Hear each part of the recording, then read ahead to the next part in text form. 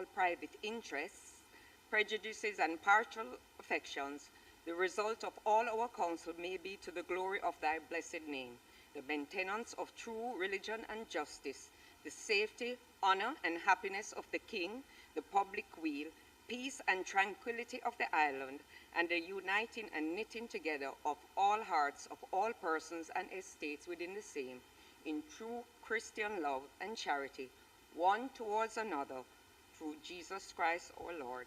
Amen. Up.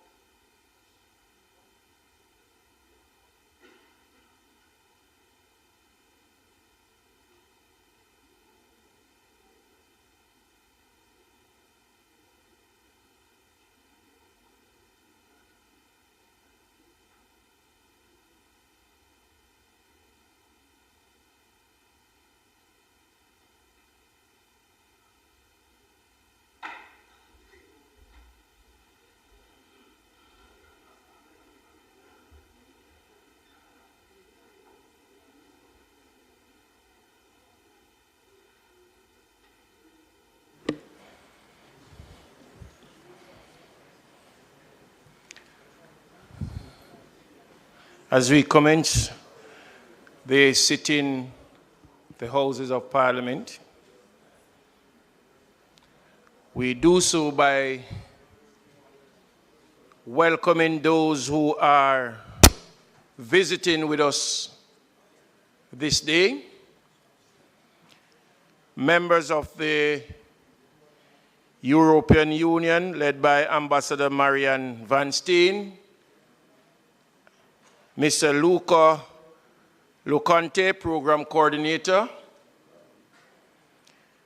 Also, we are seeing Ms. Sharon Weber, Governance Advisor from the British High Commission.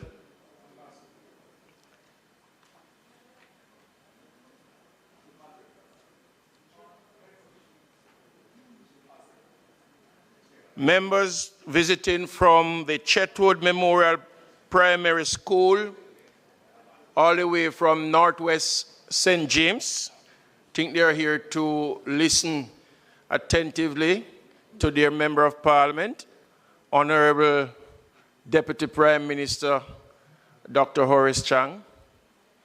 For those who are watching via live stream,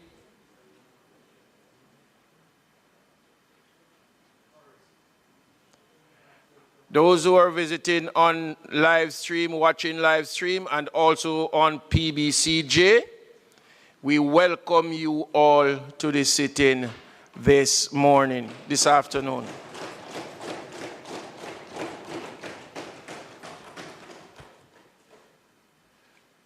We also want to welcome the U.S. team from the U.S. Embassy, led by H.E. Nick Perry and Miss Alice Tibal. We welcome you to this sitting.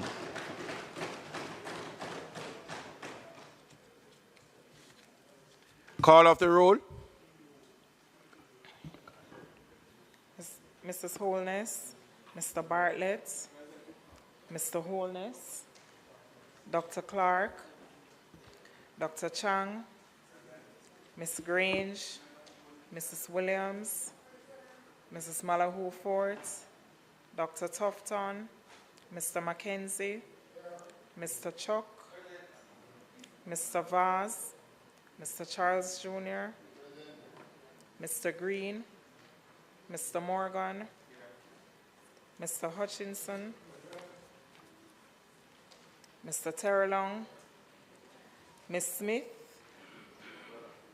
Dr. Dunn, Mrs. Cuthbert Flynn, Mr. Main, Mr. Davis, Mr. Witter, Mr. Brown, Dr. Brownberg, Dr. Charles, Mr. Chin, Mr. Cousins, Ms. Crawford, Ms. Daly, Ms. Davis, Mr. Golding, Mr. Graham, Dr. Guy, Ms. Hamilton, Ms. Hannah, Mr. Enriquez, Mr. Henry, Mr. Hilton, Mr. Jackson, Mr. Lawrence, Ms. Lee, Mr. Miller, Mr. Montague, Ms. Morrison, Mrs. Nita Garvey, Mr. Paulwell, Mr. Phillips, Dr. Phillips, Mr. Robertson, Mr. Robinson, Mr. Samuda, Mr. Shaw, Mr. Siblis, Mr. Slowly, Mrs. Vaz, Mr. Warmington, Dr. Wheatley, Mr. Williams, Mr. Wilson, Mr. Wright, Mrs. Malahoo Fort. Thank you, Mr. Speaker. Statement by ministers. Mr. Speaker, I'd like to join you in welcoming members to the sitting of the House today, and particularly to welcome the members of the gallery who are here, their excellencies from the Diplomatic Corps and students from high schools within the St. James community, as well as other members of the constituency of the Deputy Prime Minister and a member for St. James Northwest, who of course will be delivering his contribution to the sectoral debate at a later point today. Mr. Speaker, as is customary, we would move for the deferring of the items leading up to public business so as to allow for the member to make his presentation ahead of. And then we'll do then a recommittal of these areas, in particular to deal with motions to be given orally. So, Mr. Speaker, the opposition leader of parliamentary business and I have had discussions in relation to the continuation of the questions that were in fact on the order paper before the termination of the last session of Parliament. And as per the rule, these questions can be retabled, and I expect that they will be in short order so that those questions which members would want to have answers for can indeed be allowed to have its course. Mr. Speaker, I therefore move that we suspend the agenda items down to public business in order to have the member from St. James Northwest, Deputy Prime Minister of Jamaica, and Minister of National Security, Dr. the Honorable Horace Chang, to make his presentation. Members, as it is requested, the question is on the floor. Those in favor? Aye. Those against, the ayes have it. Member from Northwest St. James.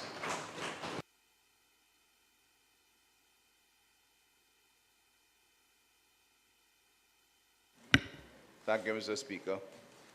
It's ironic to get in the seat. You're my neighbor, immediate neighbor. It is my privilege today to present my 7th sectoral presentation on national security. Not seeking a long-service award, but I guess it's one of the longest periods as Minister of National Security. I want to acknowledge and express my appreciation and gratitude to the Honorable Prime Minister for his continued trust and confidence. To my esteemed cabinet colleagues with whom I have had the privilege of working over the last 7 years, my appreciation extends to the members of both sides of the House who may have occupied the space. But I must give some special mention to the class of 2020 behind me, especially many young ladies, as I have a special interest in their having helped to recruit them. But I want to, despite being elected in the midst of COVID-19 pandemic, they have demonstrated remarkable resilience and unity throughout these difficult times.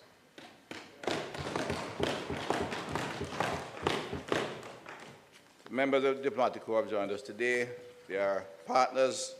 They have been named, but I have to make a repeat as many of them represent international partners that I have had the privilege of working with over the last few years in the area of national security. The European Union, the US Embassy, and the British High Commission,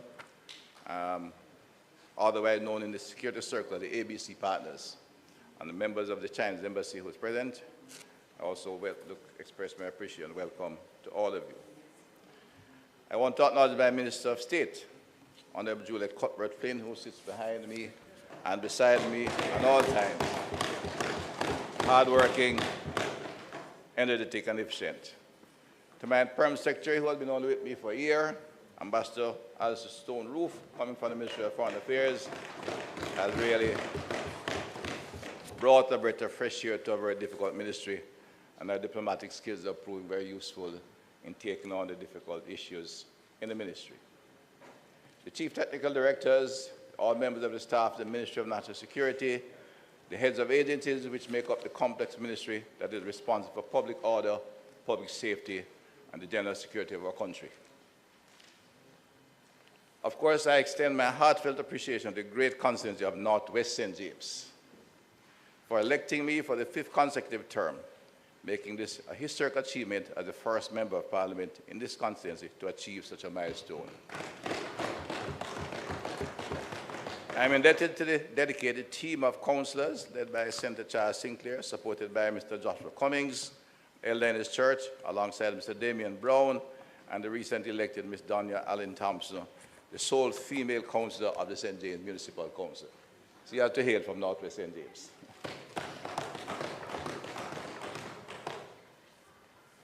My gratitude extends to my management team, the best in the business, supervisors, workers, volunteers, and the many supporters, including those from various community organizations who continue to offer unwavering moral and political support. Your enduring loyalty and strength are deeply appreciated. And last but by no means least, I must express my deepest gratitude to my family. They not only provide moral support, but also bear the brunt of the cynicism and face a subtle and sometimes not so subtle sleight of hand that sometimes cause lifelong bruises as a result of our involvement in public service. I'm thankful for their love, unwavering loyalty, and steadfast support, which allow me to continue in this important, even if challenging service to our country, despite the continued challenges. Mr. Speaker, over the past 2 decades, the country has experienced a persistently high level of criminal violence, except for a few periods of intermittent reductions following the imposition of severe legislations, states of public emergency. The Ministry of National Security has the awesome responsibility of ensuring crime reduction, public safety, and public order. This mandate is compounded by the great sense of individualism and freedom that exists within our society, without the associated sense of responsibility to the nation state. This, if left unchecked, can fuel an escalating level of disorder. Moreover, our strategic location in the Caribbean, combined with our inherent entrepreneurial and creative spirit, makes the country a prime location for sophisticated transnational criminal activities. As a government, we knew we had to change tack and direction to effect real change and transformation. We knew it would be costly, both financially and politically. But with the unwavering support of this Honourable Prime Minister, we set the course, and we are now seeing the results.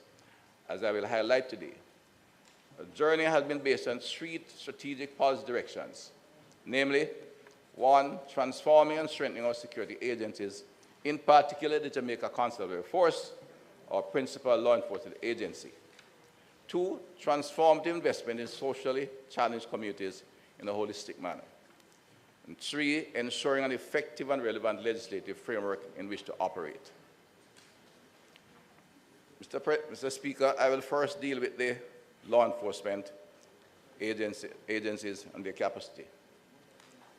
I know my concerns expressed, but let me go through that fairly quickly, as I've said some of these things before. The strengthening of the JSF involves a holistic transformation program. It's currently in full gear and proceeding at a steady pace. The program encompasses a range of initiatives focusing on people, operational capacity, and the delivery of high-quality policing services to the public. It is to be noted that the investment program was interrupted by COVID-19 pandemic, but we focused and continued on the primary features that would impact on the quality of the police force and its professionalism.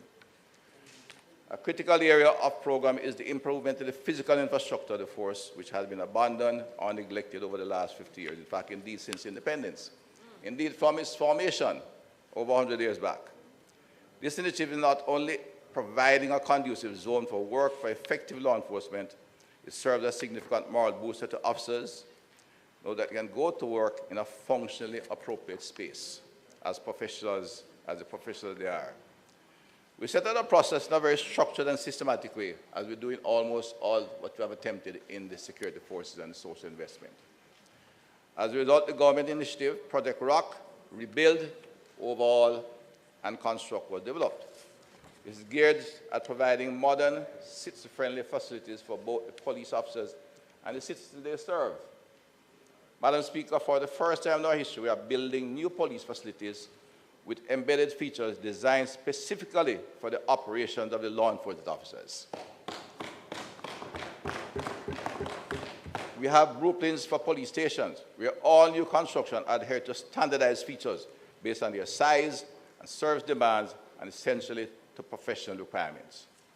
In a bid to expedite the process, the government not only engaged the Consolidated Fund and the Ministry of Finance, but collaborated with the National Housing Trust and the Jamaica Social Investment Fund for additional capital expenditure. The National Housing Trust focused on areas where they have built homes. Security is crucial to the communities, where Social Investment Fund directed its assistant to bringing opportunities to areas that have particular challenges in keeping with its mandate in dealing with extreme poverty. Madam Speaker, this reflects the high priority this government placed on achieving public safety for its citizens. Under Project ROC, we can report that to date, we have 14 new fully rehabilitated police stations with the requisite design features, namely Shady Grove in St. Catherine, Port Antonio and Buff Bay in Portland, Olympic Gardens in corporate area, Mount Salem in St. James, Spring Hill, Franklin Town, Adelphi, Lionel Town, Four Parts, Denham Town, Monique, Bogwalk, and Hopewell. Hopewell, the most latest, has all the required features we have put in place for a modern, interconnected police station. 5 new stations are currently under construction, namely Frome, Little London, Stonehill, Anchovy, and Lacovia. The 3 major construction projects are on track. The Westmoreland Divisional Headquarters, which could become the area headquarters, for which we broke ground recently, is under construction and proceeding smoothly. That station displays a new concept. It reflects the kind of station we are building for the police across the island. The St. Catherine North Divisional Headquarters, for which we are about to break ground anytime now, and of course the Specialized Operation West Facility in Montego Bay, representing a combined investment of nearly $15 billion in new police facilities. This is the first major attempt at providing police officers. That station, I think, is the Westmoreland new headquarters. The architect's design impression of what a new station in Westmoreland will look like when completed. This is a major investment in infrastructure, and as I said, reflects the government commitment to the public safety, good order, but also to ensure that our professionals who are protecting us have appropriate working conditions. 5 new stations are going through the public investment approval process, and some may begin by the end of this financial year. That is the St. Catherine North Divisional Headquarters. Amity Hall and Granville in St. James are going to the PIB, and one could begin before the end of the financial year. Bull Bay in St. Andrew, K Valley in St. Anne, and Dias in Hanover. The Dias police station will be built beside an infant school on land that will be donated by the Patz family and will be built in honor of the mother of a former Prime Minister under P.J. Patterson. You're all slated for construction, and some are like to begin before the end of this financial year. All police facilities have undergone significant levels of repair and renovation in order to ensure that they are in functional state for occupants. In fact, it was made an order that all police stations with acute problems, especially sanitation and security, should be addressed even in the short term before we do the full rehabilitation of the station. A number of stations have undergone major rehab in order to accommodate the full digitization program of the force. That too is a major aspect of rehabilitation which we'll segue into. The public can say that they are witnessing tangible efforts by the government to truly professionalize the police force and to provide them with the infrastructure befitting of their professional status. The area that generated most interest, of course, is that of a technological transformation. Mr. Speaker, globally, policing has seen digitization and the adoption of new technologies playing a crucial role in improving efficiency and performance. In this regard, the Jamaican police are ahead of the curve as we seek to strengthen the capacity of the police force. The use of technologies of force multiplier is a vital component of ensuring that the police will be efficient and effective across the country. In the last 5 years, the JCF has executed several significant changes and projects, starting with the establishment at the human resource level of a technology branch, headed by an Assistant Commissioner of Police, to manage the entire technological transformation of the force, working in collaboration with the ministry which leads on large projects. The build-out of the communications infrastructure includes the upgrade and expansion of the P25 radio communication network to ensure island-wide radio coverage, the upgrade and expansion of the JCF microwave network, the rollout of network connectivity across all police facilities using the JCF microwave network, government broadband network, GovNet, satellite connectivity, and all the modalities as required, ensuring that there be total connectivity of all our police facilities across the island by the end of this financial year. Madam Speaker, efficient communication, Mr. Speaker, efficient communication in real time at any time, anywhere in the island, is maybe the most far-reaching change we are establishing in the Jamaica Constabulary Force. The digitization and automation of the force's business process will, of course, leverage that foundation laid with effective communication infrastructure. We now have the replacement of the big books, as I've said before in the House, by the station record management system and case management systems. Issuing of traffic tickets using handheld electronic devices, a very visible and important transformation. In fact, they don't make a joke of it, Mr. Speaker. You're aware. They used to say when you meet the police on the road, they say left or right. Now they're saying the police are issuing tickets left, right, and center. And we are going there. Reflects that our officers are keen on public order, but any little loophole are left, we like to place all kind of damages in our officers. But with the introduction of an effective ticketing system, that has gone its way, and we are doing much to improve order on the road. Still a big problem. There are more cars on the road. You're aware. We are friends in Montego Bay, and the emergence of the markets and the etc. that drive with a certain speed at all times, wherever they are. But that's the nature of the public order issue. Vehicle tracking and monitoring using the Amber Connect fleet management system, which is primarily new vehicles, is in place. The procurement of an enterprise resource planning system, support asset management, requisition and budgeting is in place, will be fully operational this year to ensure that the investment we are making in infrastructure and equipment can be effectively managed and maintained. The presence of the Smart Check application in the vehicles and on mobile devices to all the officers in the field to access critical information in real time is important to the effectiveness of their work. The police emergency dispatch using the upgraded CAD system is in place. Biometric ID capture using the upgraded multimodal biometric identification system is in place. The capture of field confrontation and interaction using bodywork cameras. We have deployed 568. within our existing resources. But, Mr. Speaker, we know that there's very few incidents these days of people shouting, blocking the road and calling for justice. We will continue to acquire the cameras, but it is not the urgency with some to make of it, quite frankly. The police has been effective in using the tools we have given them, in the training that have been introduced, as I demonstrate later, and they are moving in a highly professional way to ensure that those they apprehend are those that need to be apprehended. And there's very little incidents that of personal abuse that can be spoken about. Of course, they have been working long hours under risky conditions on the last week, and I'll refer to both incidents. We are aware that they were confronted in night, and those officers should be commended for the courage, by heavily armed gunmen and the patrol vessel. They were in the area, not by accident, but by design, based on the strategic deployment introduced by the police officers, and they apprehended a gang of, 6 heavily armed young men. 4 died in combat, 2 escaped, but the officers were there, 1 officer was injured. But it reflects the increased strategic deployment of our resources to intercept and stop the kind of criminal activity that is affecting the society. Expansion of CCTV surveillance on the Jamaica program is continuing. There are 900 cameras across the island. We are installing 550 this year, and we'll seek to achieve the goal of 3,000 over the next 3 years. Madam Speaker, when you visit our small, newly operated station in Hopewell, Hanover, you will see the comprehensive range of technological tools that is added in a police station. You'll understand the impact of this on the efficiency and the image of the police force.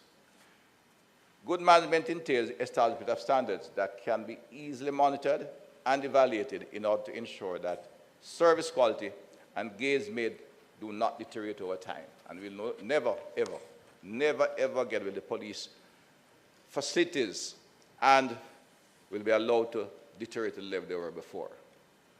And the police itself is instituting standards in the current leadership to ensure that they are maintained both in physical infrastructure and within the professional quality of the police force. So our area of quality management and standards was discussed and implemented.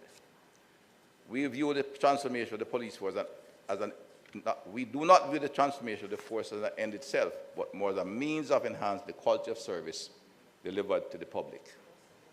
In a bid to ensure the consistency and sustainability of its services, the Jamaica Constabulary Force, for the first time in its history, and among the leading institutions in Jamaica, pursued and achieved ISO 9001 quality management certification starting in March 2022. At present, the scope of certification program involves 14 sites. Going forward, we intend to expand the scope to 21 this year, with the onboarding of 7 new core sites, establish the Audit and Inspection branch within the Inspectorate and Professional Standards Bureau to strengthen the internal auditing capabilities and ensure that we maintain our certification. The IPROB is now headed by one of our most senior Deputy Commissioner of Police. He understands what is required. He has full and long lifelong care in the police force and will ensure that the quality of our and standards in the police force is maintained and will leave a legacy that will be carried on. Gradually expand the scope to cover all head station geographic areas in the first phase and ultimately build out to all 186 police stations. Ensure the transformation process took place within the force in a timely and efficient manner. We had to make sure organizational changes. Madam Speaker, in terms of organizational redesign and restructuring, several changes were made.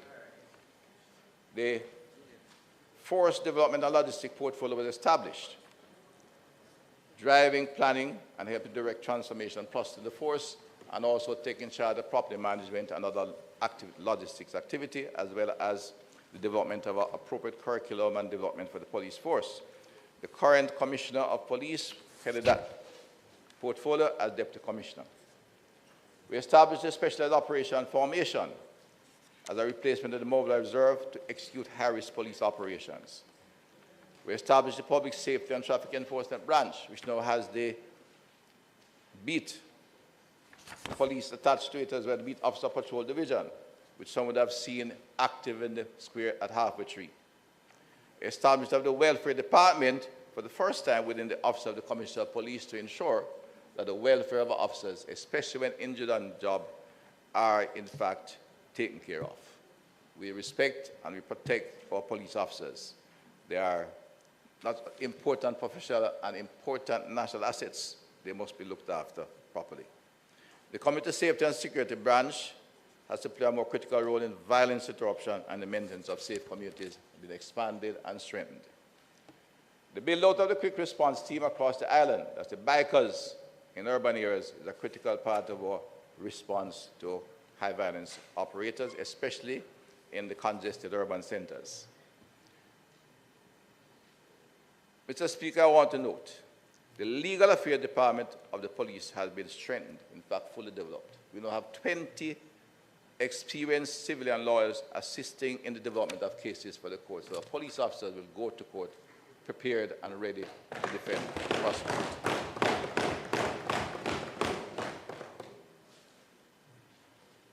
Mobility-like communication is crucial to the effectiveness of the police. They must have adequate mobility to be present and visible on our roadways to quickly and effectively respond to citizens' calls and critical incidents and for managing public order. The government has invested significantly in police vehicles, both bikes and pickups and SUVs.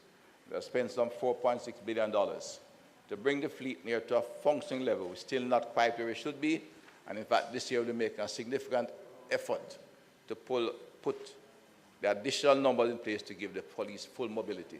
That's an important force multiplier component. And finally, Mr. Speaker, we looked at the human resource development sector.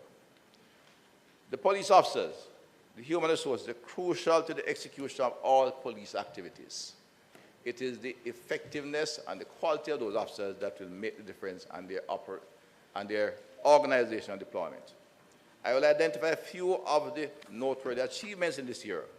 Indeed, I cannot document all of them. Much of it is to do with who you meet and who you interact with on the streets. I think their visibility, their professional look and their professional operation is very visible to all Jamaica.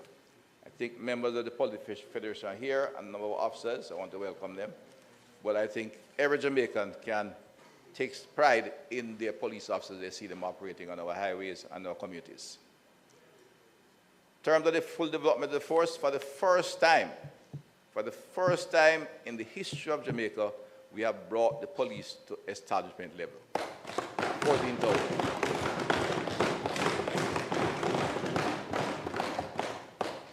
Mr. Speaker, we're not going to put more boots on the ground. The police officer is a professional in every aspect of his life. He operates all times as a police officer. They'll tell you when off duty he's still a policeman, and the society depends on him at all times.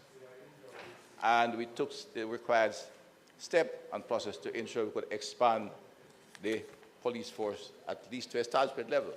We'll take a look at another state if we need to go beyond that, but at this stage we'll be looking to consolidate our force to ensure we have enough sub-officers and officers throughout the force to provide quality supervision and ensure the professional quality of the force remains on track. Staff welfare was institutionalized, indicated before.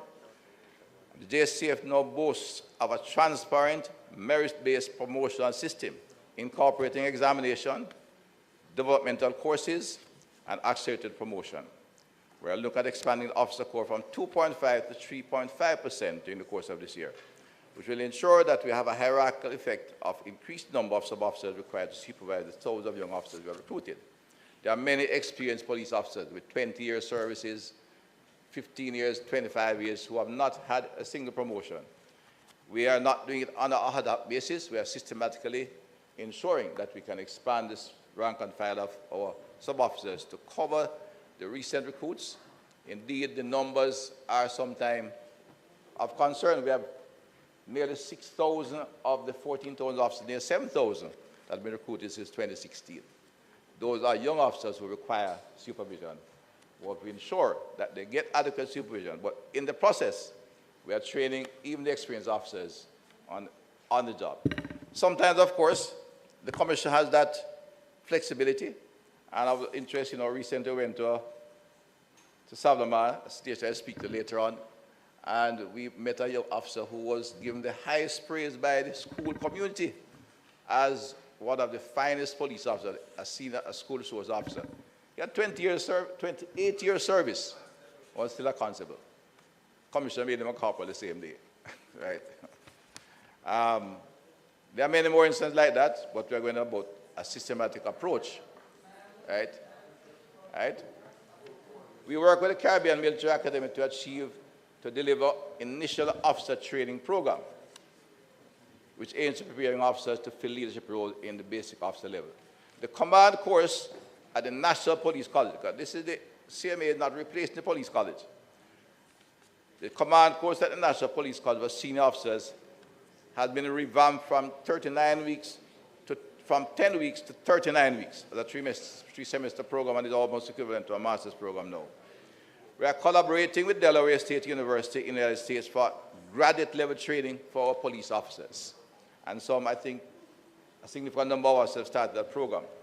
And for the first time in its history, the NPCJ, the National Police College, is a path to acquire NC Vet certification for all its training programs covering entry-level, specialized areas, and supervisory management to ensure that we have the professional skills to manage the police force.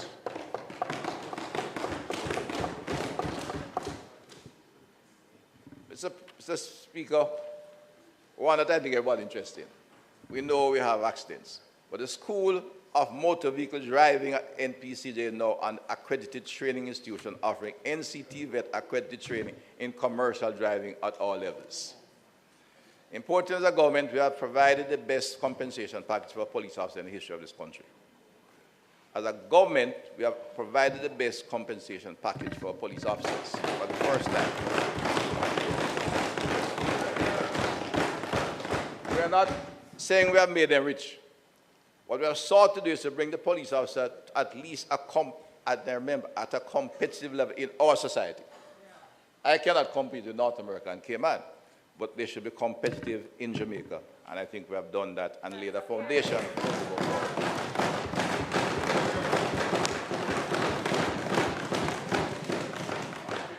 Today, they're in a better position, not only in terms of the relative competitiveness they are in, but they now have a better base for continued negotiations. Yes. The police officers are now placed in their own sector in the public sector service, protective service division, including police officers, JDF, and firefighters. As an issue that I've been requesting for a long time, over many years, this government executed and implemented the plan. Among maybe a small gain, but a very important thing to note, is that one of the more lasting impacts of this readjustment in compensation is that the retired police officers will retire with a pension. Yes. And I say it in that way because much of their original compensation was tied up in allowances. Yes. When a police officer retired before 2021, they retired into poverty. They retired into raw poverty. They had to be hustling before they get out to find a job somewhere, something they could do to earn a living. Because most of their take-home pay was tied up in allowances. So when they retired, they got from the basic salary, which means an officer of up to 30 years service to retire. If he's a constable, if a corporal, they retire taking home less than what? A couple $100 a month. We got the exact figure. And any other time, they retired into abject poverty and had to be hustling to find a way. Today, they're not retiring wealthy, but they can take a little holiday before they look at work. Whether it is to stay at home and enjoy a little peace and quiet, or go visit their family in North America before they say they want to work. Because now the entire compensation is part of salary, and it is a much different picture. And the constable may move from 600,000 pension to at least 2.4 million in terms of their take-home package for pension benefit. Security improves public safety and provides a strong foundation for economic development and prosperity. Our police officers can be assured that their work is not only for protective services, but is designed to strengthen the economic foundation of the country, contributing towards the own welfare, but the welfare of all Jamaicans. That it's the only foundation we can build a strong, independent, prosperous society, is a secure community. We have added 1,105 civilian posts to the JCF. These are people who are working temporarily for years, and they were at the very bottom, worse, not badly treated, because when they retire, they could only get a nice pension, which is a good thing. But considering they're working people, that's what they're reduced to. And sometimes they would have challenges because they would work at station for years, sometimes on a daily basis, a weekly basis, and to all a very bad way of treating some of our Jamaican citizens who provide extended service. This government changed that. Yes. Ensure them. I must comment, Mr. Speaker, not only commending the outgoing Commissioner of Police who retired recently after serving his country some 42 years in security, but in the selection of a successor, all 4 deputy commissioners were interviewed. I emphasize all 4 deputy commissioners because all 4 had the capacity to lead the Jamaica Conservative Force. It's the first time in over 30 years that we could look without hesitation, without discussion, at the police force for providing their own commissioner. Right? You know, even when a police commissioner was appointed from the force, it is known that we brought in some strange people to literally do the work, if not supervising them. Behind them were some people who were not Jamaicans who were dictating what happened in the police force. We built the force in such a way that young police officers can look toward become commissioner as Jamaicans. The continued evolution of the force and its expanded size and increasing use of technology, it was decided that change management skills were deemed very critical going forward. Indeed, you are looking at somebody who had to be a CEO, in addition to being an outstanding police officer. Consequently, the Public Service Commission, the Police Service Commission, found Dr. Kevin Blake as the right person at this time.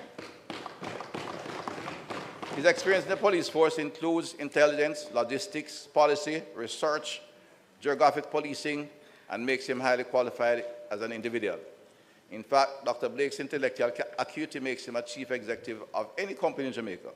And we must understand and note the police force is maybe the largest company in the country. We have the commissioner oversees a body of some 16,000 people. He has a first degree in computer science and mathematics, master's in computer-based management system, and a PhD in sustainable development.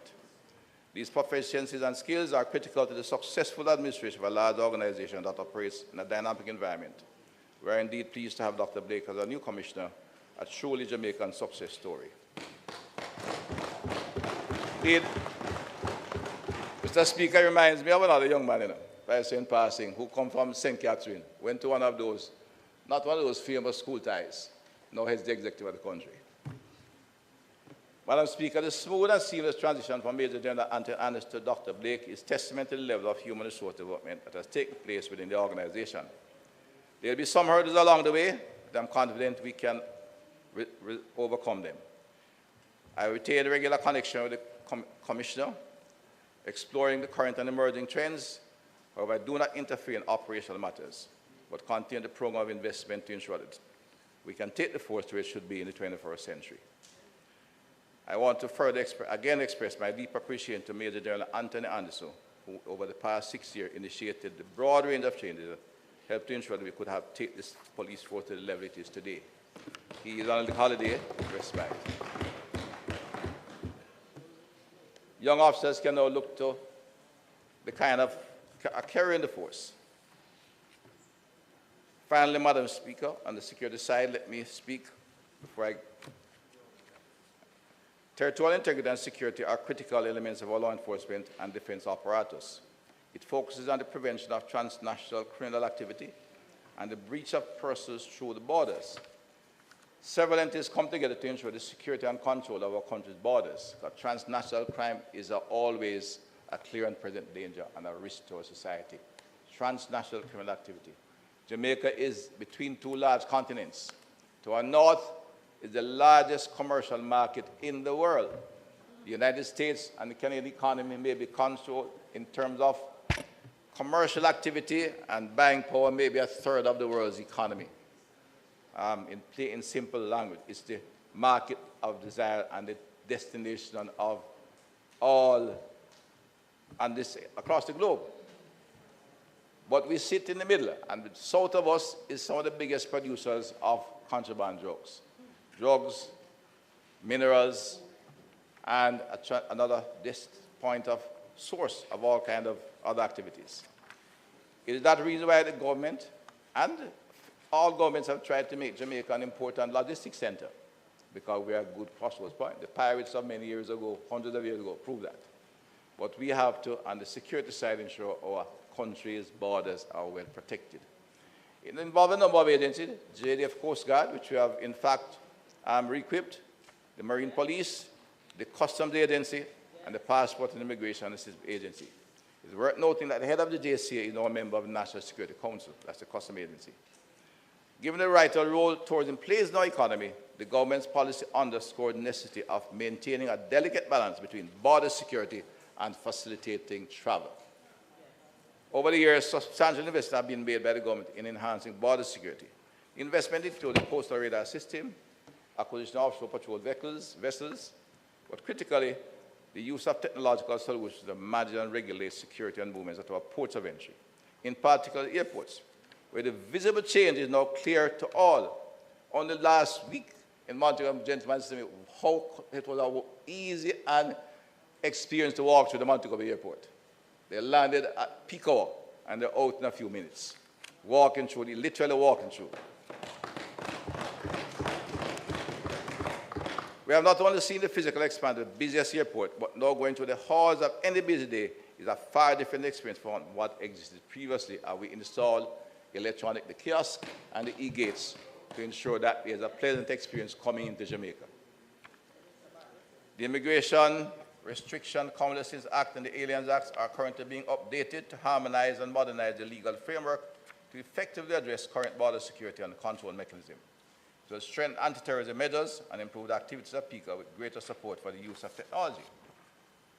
Indeed, we'll have moved from the AP system to the PNR system rapidly during the course of this year, and it will even be easier and indeed a pleasant experience to come off a crowded plane after a long distance as our Minister of Tourism fills them up and walk easily through the airport. Right? Today we'll table.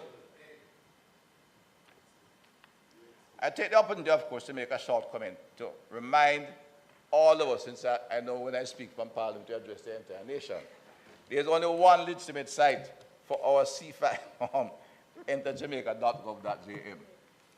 All the sites are almost booked. They are the hosting sites. You know, they are hostlers. Unfortunately, the countries have introduced this aspect of things, suffer the same problem. So we have to keep marketing, informing, and identifying the issue with our Jamaicans and incoming visitors. For Jamaicans in particular, it might be easier because we are introducing the e-gates and the e-passports. First of them in the region. But let me tell you, e-gates, if you get an e-passport, you walk off the plane, you walk up to the e-gate. You don't stop at the kiosk. You just walk to the e-gate with your passport, e-passport, and you walk through. And you literally, it takes you whatever time it takes to walk on the plane truck inside. My tourism minister ensured that. From time to time, Mr. Speaker, there has been some issue of how we operate as law enforcement, that we tend to isolate ourselves and we are, looking inwardly. Not true. Security issues are not broadcast publicly for a good reason. Yep. And I want to briefly look at law enforcement and the collaboration and cooperation we have across the region. Jamaica law enforcement has to be strong. But we must have effective coordination among our local agencies and strong cooperation with our international and regional partners. We emphasize that we make no apologies for it. We work closely with our international and regional partners. Bilateral cooperation has remained a key priority of the government in addressing transnational crime, which is our biggest problem. drug transshipment, and the advanced fee fraud activity. In the areas of collaboration include training, intelligence and information sharing, and joint operations where necessary in transnational criminal activity. All of this operates under established legal framework, memorandum of understanding that is required for countries to work with each other on law enforcement. Security is something we're dealing with individual freedom and detention and freedom of activity. It cannot be done on a weekend basis by somebody who likes Jamaica, whether they are Jamaicans or non-Jamaicans. It has to be in the framework of an effective legislative framework. Critical security partners comprise the ABC Group in particular. America, Britain, and Canada, for want of a better language, have all of agencies working with our local counterparts in Jamaica to combat transnational organized crime. We have police officers as security attaches based at all our Jamaican mission in the USA, as well as a liaison officer in the New York Intelligence Fusion Center. And that's although it's a city police, it's a large police department. New York is maybe the busiest entry point in the United States. It's also a treasure destination for criminals. The police have a very senior intelligence officer operating in the Fusion Center in New York. So, and our diaspora are welcome to make contact with any of our officers in the United States. We have a senior superintendent in Washington, D.C., and an inspector in Miami, and the officers in New York, and several inspectors. We also have implants at the CARICOM Gun Intelligence Unit in Trinidad, and IMPACTS and the Intelligence Fusion Center in Trinidad and Barbados. Madam Speaker, it's crucial that the citizens feel the benefit of the change and this transmit not only to public safety and good order, but to other services critical to the welfare of citizens. It's the policy of the government that service delivered by state agencies should meet minimum quality standards. We believe that these services, which include those delivered by our various security agencies, must be delivered in an efficient, citizen-centered manner that affirm the rights and dignity of our customers. To enforce our enforcement capabilities, with digitization and integration of cutting-edge technologies, we have significantly addressed several inefficiencies and pain points of service delivery among notable improvements. Implementation of an online application system for police certificates of criminal records to eliminate the long lines at the respective offices. Yes. Implementation of online passport issuance and renewal application systems at PICA. Issue of electronic e-passports. Implementation of electronic e-gate self-service immigration kiosk. Implementation of online tracking system for applications submitted to the FLA. Implementation of an online process for the renewal of private security regulatory authority. Introduction of an electronic ticketing system for the motor vehicle offenders. The anticipated opening of the brand new state-of-the-art forensic pathology suite will significantly reduce the wait time for post-mortem examination. This will essentially mean a total renewal of the Institute of Forensic Science and Legal Medicine, and one of the best facilities in the Western Hemisphere for forensics. Our commitment to strengthening law enforcement capacity has been strong, continues to be unabated. We are mindful that full return on investment will only be realized upon the completion of our initiatives. Nevertheless, we are witnessing good signs that our investment are steadily generating positive outcomes. Yes. The JSCF today stands as one of the most advanced police force. The IFCLM as one of the best institutions in this part of the hemisphere. Madam Speaker, Mr. President, not only the police look better, they all agree. The law is not telling some of the female officers are distraction in court. But they are performing at a high level. They have indeed become the embodiment of professionalism under our policy and programs. Our policy and our programs have assisted the police force to get to this level. Major crimes have shown a consistent decline, but we know that the primary interest remains the issue of homicides.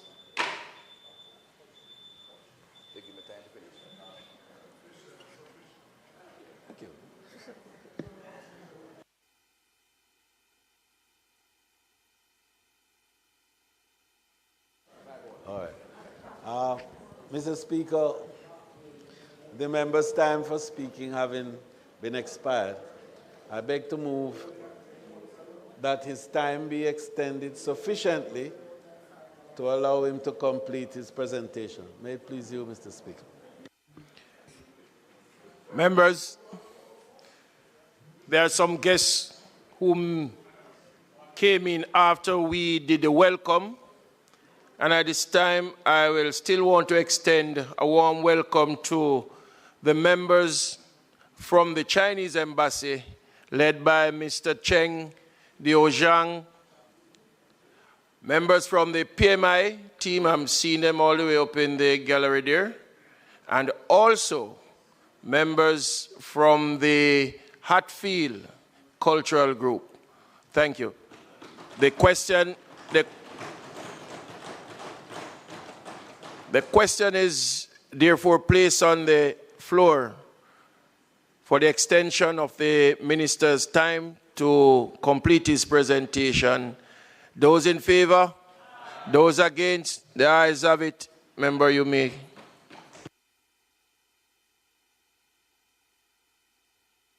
Speaker, and my colleagues for allowing me the time to finish what I think is the second phase of my presentation, which will not be as long but even more critical. But I want to bring to attention in kind of closing up this part of my presentation. Major crimes have been in a consistent decline over the last 8 years. What I want to note, in major crime records, the lowest level in 25 in 2023, the year we just completed. But I know that the critical element is still a focus on homicides. And correct so, every life lost is a trauma to the entire society. Although it is of interest to note that various surveys, including our own survey, which we do, and the LAPOP survey says that Jamaica has one of the lowest crime victimization rate and of the highest homicide rate, because the killing is among gangsters.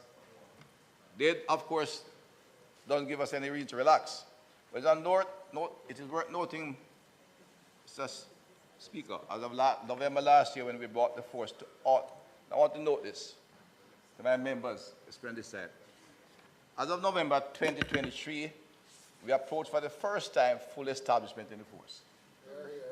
And we're able to bring in some additional vehicles, take them just to a point where we think they could be functionally effective.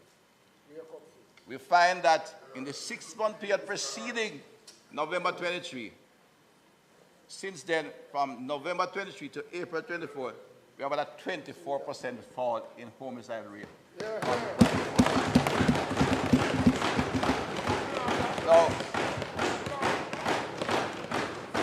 I want to emphasize that, Mr. Speaker, because there's always ongoing dispute on the other side, and it's their right to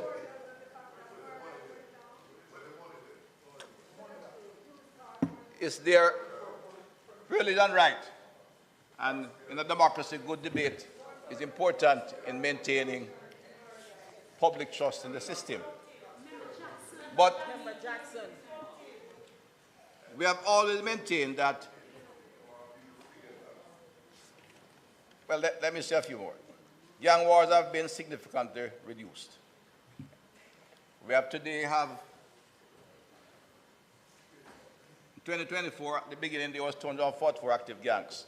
So far this year, we have only identified 106 active gangs.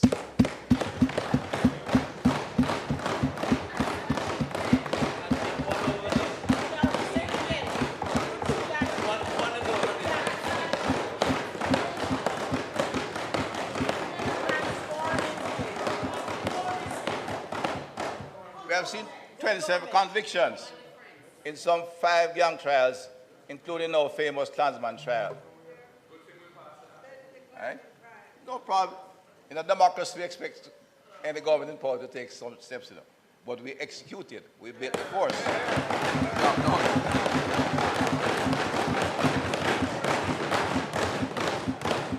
There are 5 gang matters before the courts. There are 5 gang matters before the court.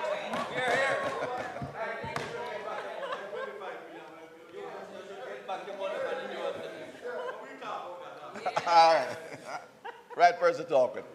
3 gang members, there are 5 gang matters before the court, and 3 are near going to the court, and overall there are 64 under active investigation. When they are under investigation, Mr. President, Mr. Speaker, they tend to get quieter, move out, disperse, and therefore doing less damage. At the moment, there are a total of 164 gang members who have been charged with predicate offenses. Several large gangs have been disrupted. Of course, the critical Klansman group is noted. One order is quiet. And of course, the Stonecrusher group a month ago has certainly just disappeared from the scene.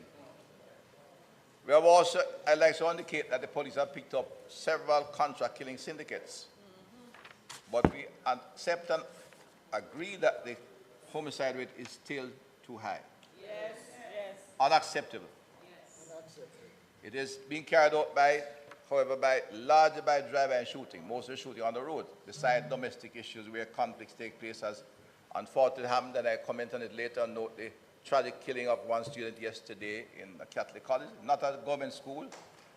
The week before, I visited another one in Westmoreland where the student was shot outside the gate. Nonetheless, despite of what is happening, we are trending this year 15% decline in the homicide rate up to today, following an 8% reduction. I want to point out, Mr. President, that, Mr. Speaker, not being contentious, but I have to note again, if we had used the full force of the legislation at the state of public emergency in the last 2 years, Yes. while we're building the force to where it is today, Yes. we would have saved hundreds of lives. Mark, block it. We would have saved lives. And now the force is where it is to be, with a full strength, Yes. equipment and tools to operate. Yep. They are showing they can Yeah, take we care of have the job. saved lives. Right? And we are persisting with our investment, not finished. We are continuing to look at legislation, and we look towards ensuring the training and the facilities are in place to ensure our police force will have the ability to deal with the challenges out there. Later, before the middle of the year, we will in fact add some more transportation while the continuing development of the force, communication, and police station continue. And we are looking at ensuring we have enough officers. Well, getting to another challenge, we'll be training more officers to ensure we maintain our level, and maybe for a specific reason, take on a little expansion in the force as we see some areas of the community policing needing expansion and strengthening. Hear, hear. The administration has been consistent in its commitment to strengthen the police force. Yes. We know we took a political risk, but the country is reaping the benefits, and we will reap the benefits. We have said from day one, if we strengthen the police force, provide the legislation, and give the tools to fight crime, as carry out the social investment, the efforts would converge and we begin to get a sustainable reduction in crime. Not an erratic reduction, not the hunter squads that were reported in early days. The drive around, kill a few gangsters and call it a crime plan. This is a structured policy and program to improve public order, reduce violence, and restore safety in our society. Sustainable policy.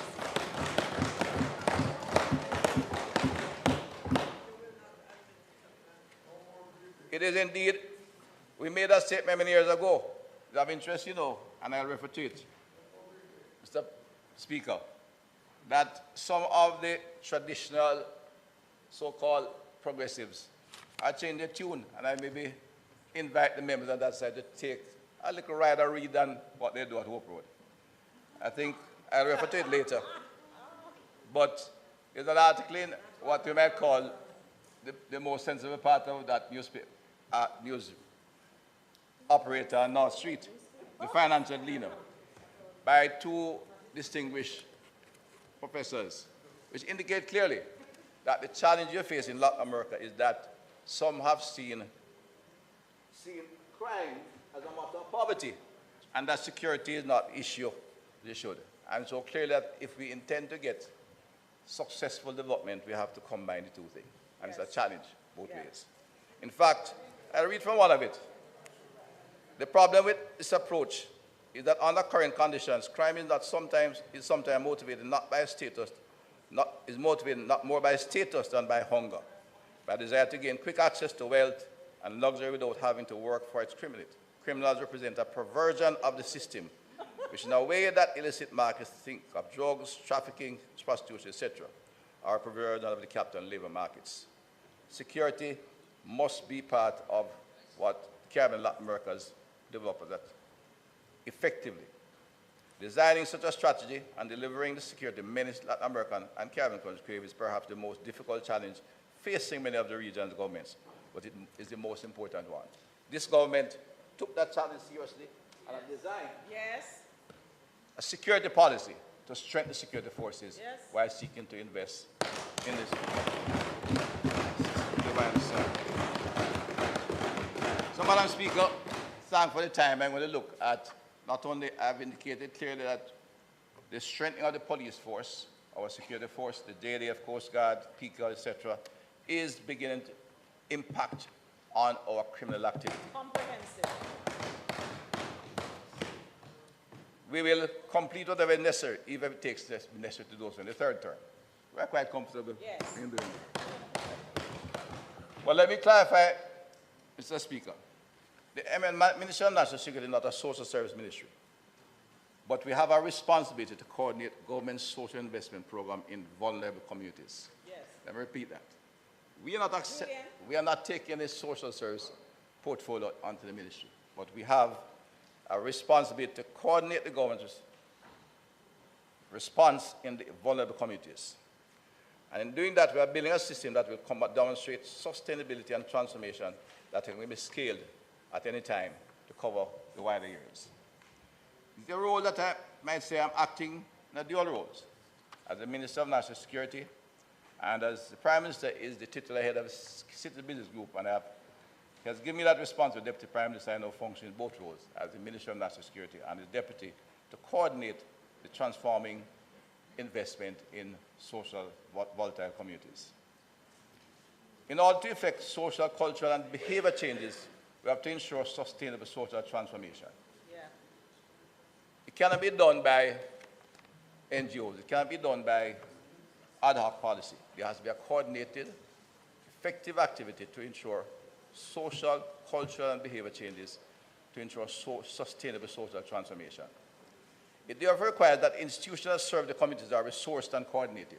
The institutions that serve the poor must be the best.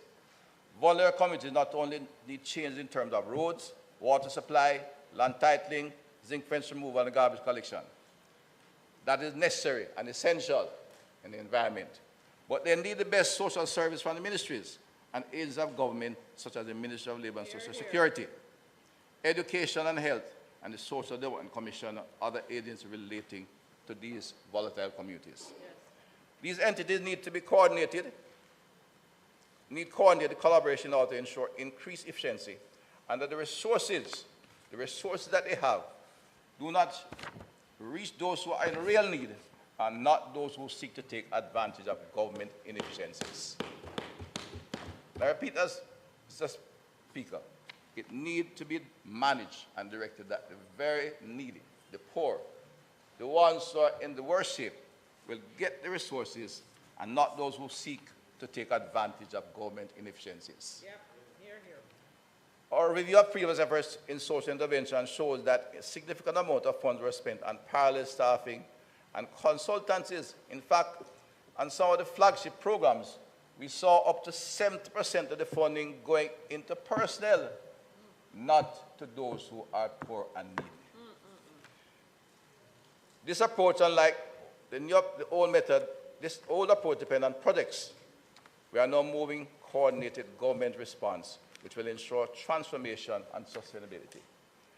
The objective is now to strengthen and increase the efficiency of the institutions of government that serve our challenged and volatile communities. Mr. Speaker, we have a solid base, and we have a framework we can operate objectively and efficiently we have to use. The Planning Institute of Jamaica has an objective set of instruments to measure the volatility and vulnerability of any community in Jamaica. We recall that as far back as in the early 2000s, initiated a community renewal program. The 100 most vulnerable communities were identified across the island. Mr. Speaker, this is an objective analysis of critical communities. There's no bias involved. No attempt to look at whatever their political culture is or whatever whether they have in the politics or none at all, or they're organization of faith or otherwise, what church they go to, a set of instruments that is designed to examine the vulnerability of those communities, objectively done by professionals who understand this kind of activity. Poverty, education levels, employment levels, single parents, and a number of other factors which maybe should bring the next publication to Parliament. It's an objective analysis of our critical communities. Ongoing situation analysis, however, allows for the periodic updating of this list, incorporating new communities and remove those from programs that have evolved into a safer community based on the activities of the government. Our partners in the audience have been, in an area they have shown a lot of interest in, have been very supportive. We are now working, however, on a number of communities with emphasis on zones of special operation to ensure the effective coordination and collaboration among the various government agencies. We have, in order to ensure success, we need a strong government structure.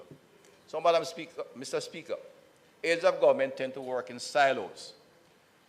It is one of the risks we face, not only inefficiency, but every government wants to have its own flag and get its own stripes.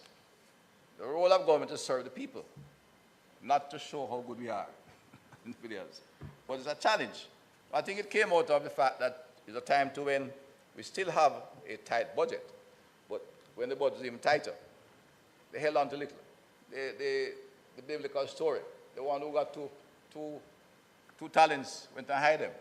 The man who had 12 was willing to invest and share. And it's a story that has meaning to it. Governments would have little money, they like to show what little they have and keep it to themselves. But to ensure effective social transformation, agencies of government that work in the social sector have to cooperate. That's the only way we can ensure efficiency. As a result of this, the Citizen Security Business Group was established on the instruction of the Prime Minister, of which he is the titular head. And that group consists of the Financial Secretary, all permanent secretaries, the heads of the relevant agencies such as Jamaica Social Investment Fund, Heart and STA, the Planning Institute of Jamaica, the Jamaica Defense Force, the Commissioner of Police, Director General of Major Organized Crime Unit, Major Organized and Anti-Corruption Agency, and of course the PIOJ and other agencies. The group is supported by the Cabinet Office through the Cabinet Secretary and the Office of the National Security. Mr. Speaker, the CSBG is the nearest we will ever get to reflect a whole of government approach to any activity in the history of this country. We meet on a quarterly basis and review the activities. It was the instruction and requirement of the Ministry of Finance that every ministry should establish for themselves a citizen security plan line item. I think the impact of last year's compensation review did not lead to full implementation. But the activity of the group continued, and we have indeed have some results which I outline as we proceed. We meet on a quarterly basis. And I'll be frank, whenever we have a challenge, even at a permanent secretary level, the Cabinet Secretary I speak to, and we can have the required attendance and participation of the relevant ministries. However, we have to find a way to engage the committees and the members of Parliament on a wider scale, and I'll speak to it at a later stage. The Security Plan is the first such program to be instituted using the whole of government approach and involves the government, the community, and the international partners. I'll show how the program operates, outline our achievements so far, and discover ongoing achievements will advance the process of transformation within our communities. In this comprehensive program, some 70 social parameters or indicators are identified, dealing with all the type of ills that affect the wider society, and especially the inner city communities and deep rural communities. But we are reduced to 7 key indicators, the items to be monitored carefully to ensure that we are making progress and we make change when necessary. There's parental interface for training. Parenting is maybe one of our biggest challenges in all our communities. Single parenting who are unemployed and struggling to survive and having children after children, child after child. The training and certification of at-risk youth, which is always our program that every government have attempted, but it's of course deal with, as I said, at-risk youth who have left school. the creation of safe spaces in the communities, the rehabilitation of police stations to be user-friendly, provide facilities in the community that is not just there for lockups, but there that can be useful to the community in many areas. In fact, most of them have a room for community meetings. The Olympic Way may be one of the best urban model, and I think one was up in St. Andrew, which was there before, where a number of facilities are available to the community around. An effective governance framework, and of course, one of the outstanding issues which we only do every 2 years, and one is ongoing now, and therefore I cannot give a report on its changing status, but the tracking of corruption in justice and security agencies and departments. When then laid out the targets for each year with particular emphasis on the zone, we then laid out the targets for each area with particular emphasis on the zones of special operation. However, aspects of it were national efforts and could not be confined. This included the training of at-risk youth, where HART took a much broader approach, and the parental engagement we considered critical even at the beginning and could not be confined to zones. Entire program is designed for holistic implementation and will be scaled as required. The initial phase, Madam Speaker, the targets were as follows. And at this stage, I commend one of our partners, the European Union, who was among the early ones to contribute toward the funding of the city security plan. Our first targets were to have 400,000 parents interface in order to begin the process of healing trauma in the family, which is a major issue I'll have to expand on. In the 3-year period, certified and trained 58,000 at-risk youth. To create sanctified space across the countries. These safe spaces are green areas, walkways that are towards schools and critical and busy areas in the community. To have at least 74 police stations brought to the required standards. Not those which are being built, which have their design established, but older stations that need to be rehabilitated and brought up to a level that we consider more appropriate. 3 government rent shelters for victims of violence. I think the minister, is here, but 2 are now functional, and a 3rd one is being opened at this point in time. A review of the execution of CSP shows that to date we have successfully rehabilitated 54 of the police stations. In addition to those we are doing on the rock, 75 safe spaces have been indeed created, and I said 2 government shelters are open and functional, and a 3rd shelter is under construction. Approximately 40,000 at-risk youths were trained and certified across the island. The program with hard training of free and trainees in receipt of a lunch and a stipend to help with the bus fares as well as an enterprise assistant, it is likely that we will see a dramatic increase in training and certification. Object, Mr. Speaker, is to reduce that 400,000 of those not seeking jobs to less than, to near 200,000, also to ensure that those leaving school at risk youths will in fact get appropriate training. One area of weakness came out as we did the monitoring and evaluation through the City Security Secretariat. We did 81,000 parents.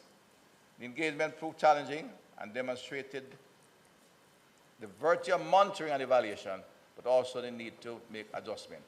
I want to commend that the Ministry of Education has taken steps to ensure that we reorganize that service in a manner that will reach more parents and make the targets in the near future. But that's a critical part of what we do, is to engage our parents in a positive way.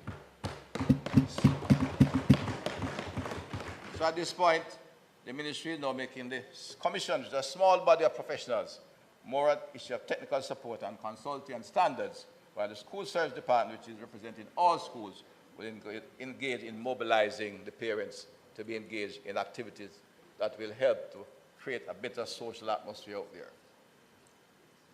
Jamaica National Crime Victimization Survey is in progress. And when that is out, we'll publish it to demonstrate what progress has been made in the last 3 years.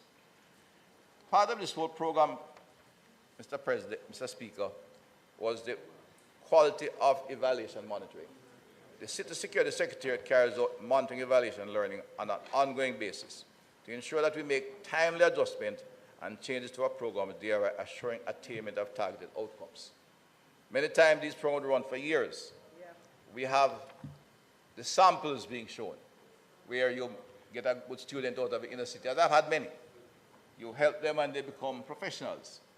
You talk to 50 parents and you display that and they go to hotels for training and for graduation.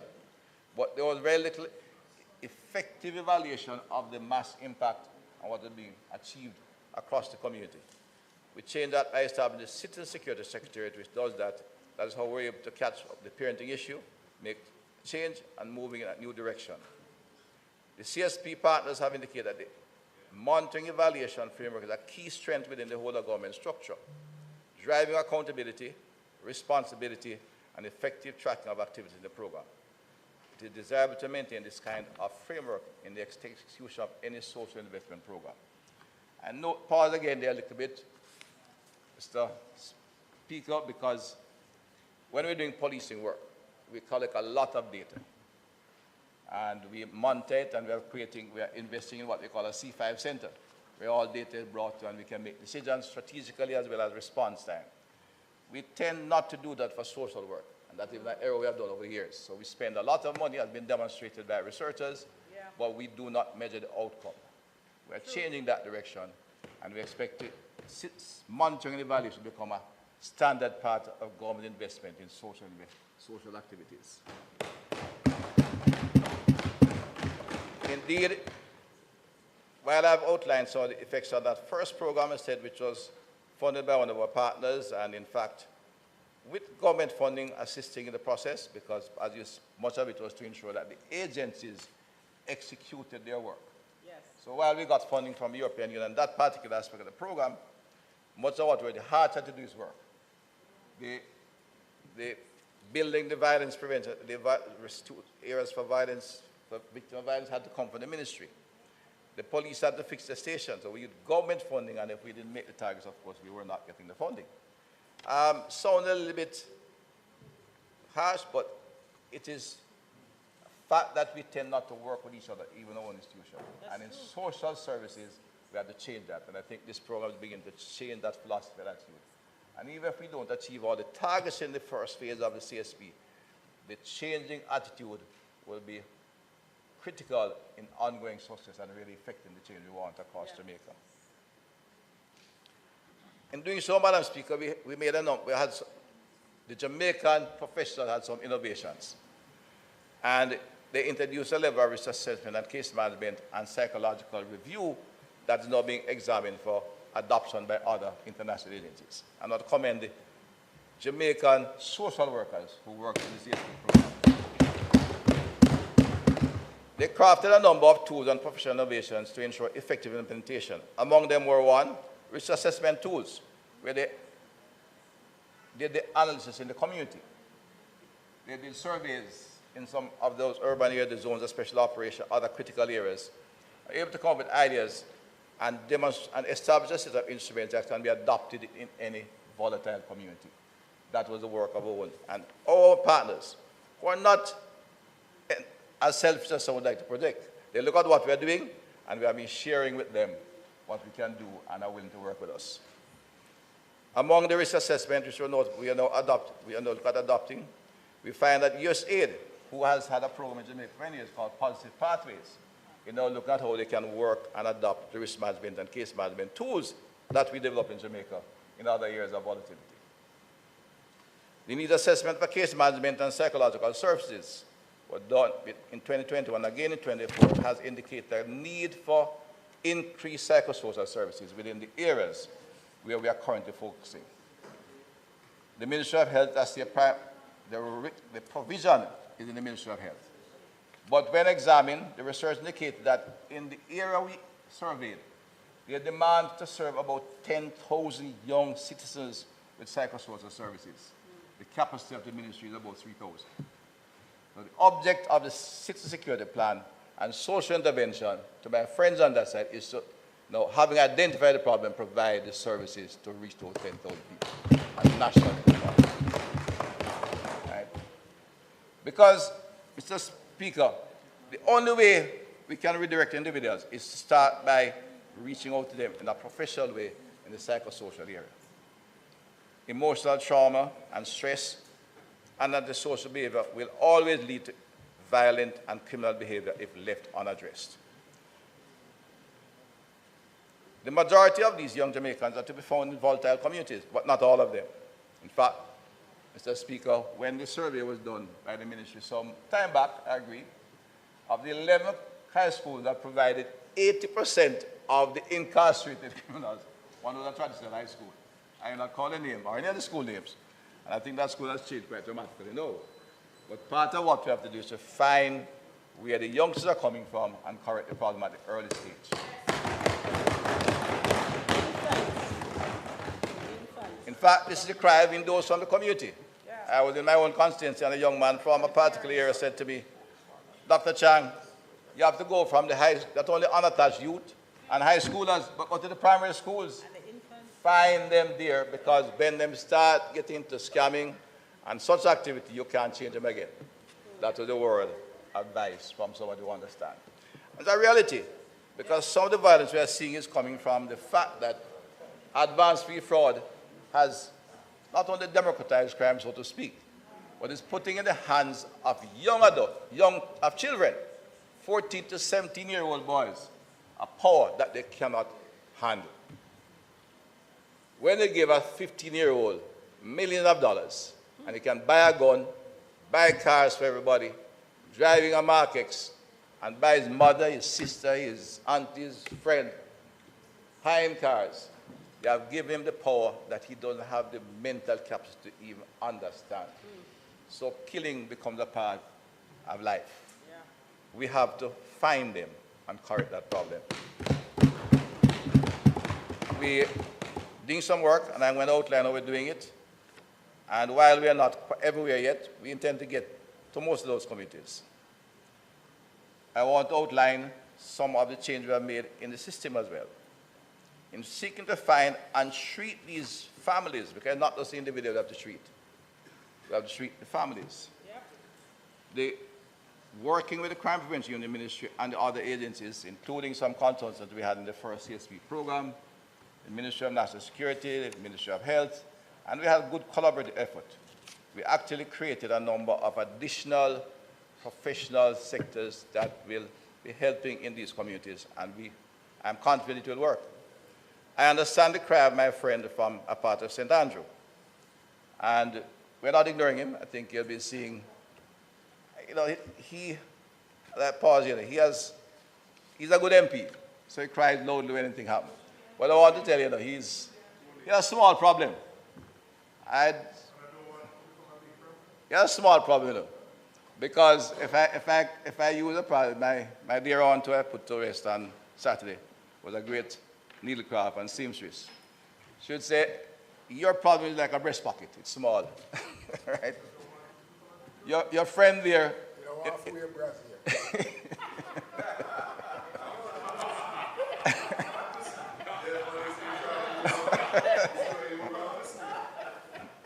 Your good friend, on that side, him have a pants with six pockets, 6 big pockets. His problem relative to yours. But we're going to reach them. But we have to design and work in a new way, and in doing so, we couldn't go take everything one time. We have to intro a proof of concept and work on a number of years in collaboration with ministries, and in particular the Ministry of Education. In this year, what we have, a new social work feature we have created to all the members, a case manager. These are full-time professionals through the ministry who currently are with the Ministry of National Security. At some point as we expand, we may have to examine that role. My minister is very involved in it. I've seen their work, and so have I. They conduct risk to violence assessment of individuals. They develop treatment plans, just like a physician for a whole family and individual. Instead, direct persevere support services. Their aim is to bridge the gap between the needs and the available services. The case managers are supported by community liaison officers, which will engage and show that both of you have some of those liaison officers pretty soon. And of course, there's a group we're training now called Psychological First Aid Responders, trained by professional psychiatrists from the Ministry of Health. These are individuals who are already working or volunteering in the community, who are given the skills to identify challenges among individuals that they can refer them early before they become uncontrollable and cannot be helped. They refer families and individuals with needs to case managers, who in turn the case manager take them to the psychosocial support services, and to the social support service in the Ministry of Social Service. It is worth noting that at this point in time, some of our international partners are examining the use of case managers in some ways as the violence interrupters, which we are not abandoning, but have shown they have challenges, and it may not be the best route to persist with.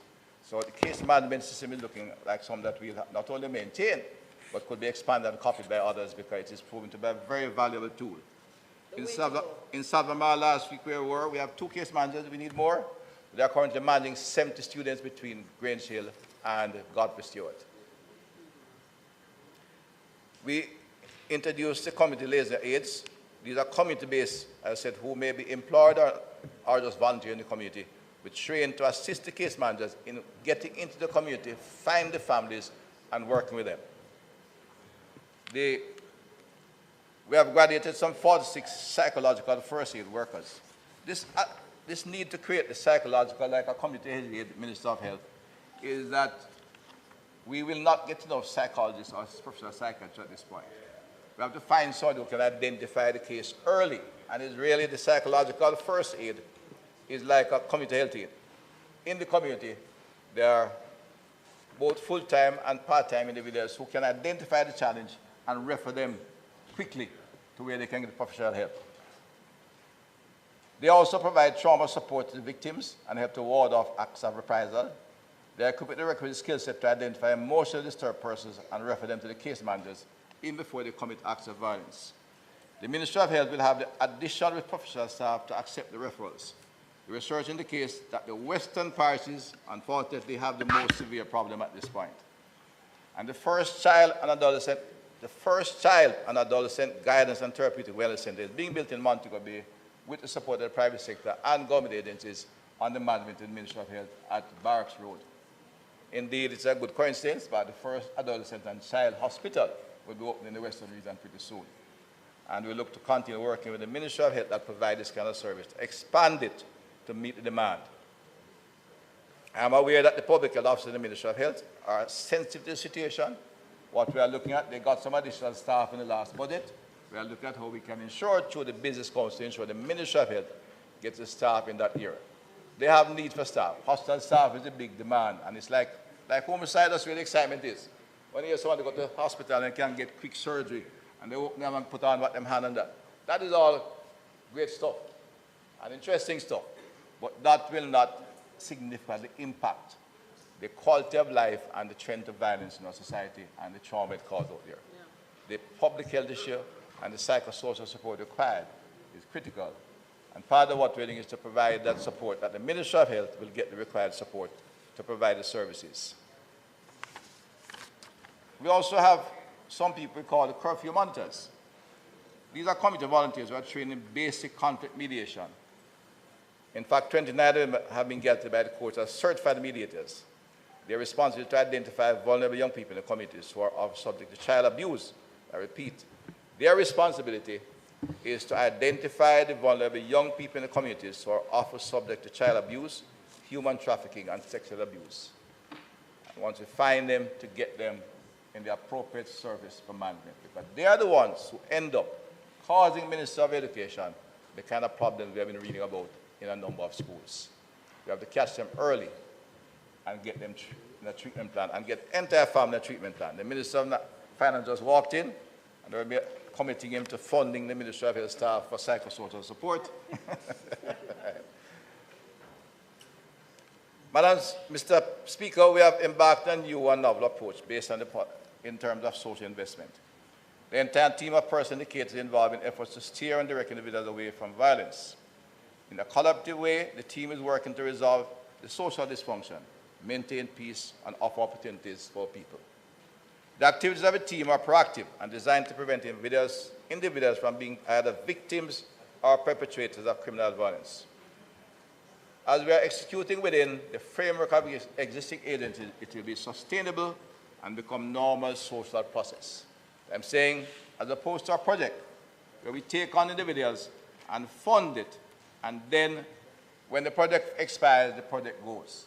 We are now making changes in the various agencies that we are working with in the ministries. In fact, there's a whole subgroup chaired by the Minister of National Security, Permanent Secretary, including Minister of National Security,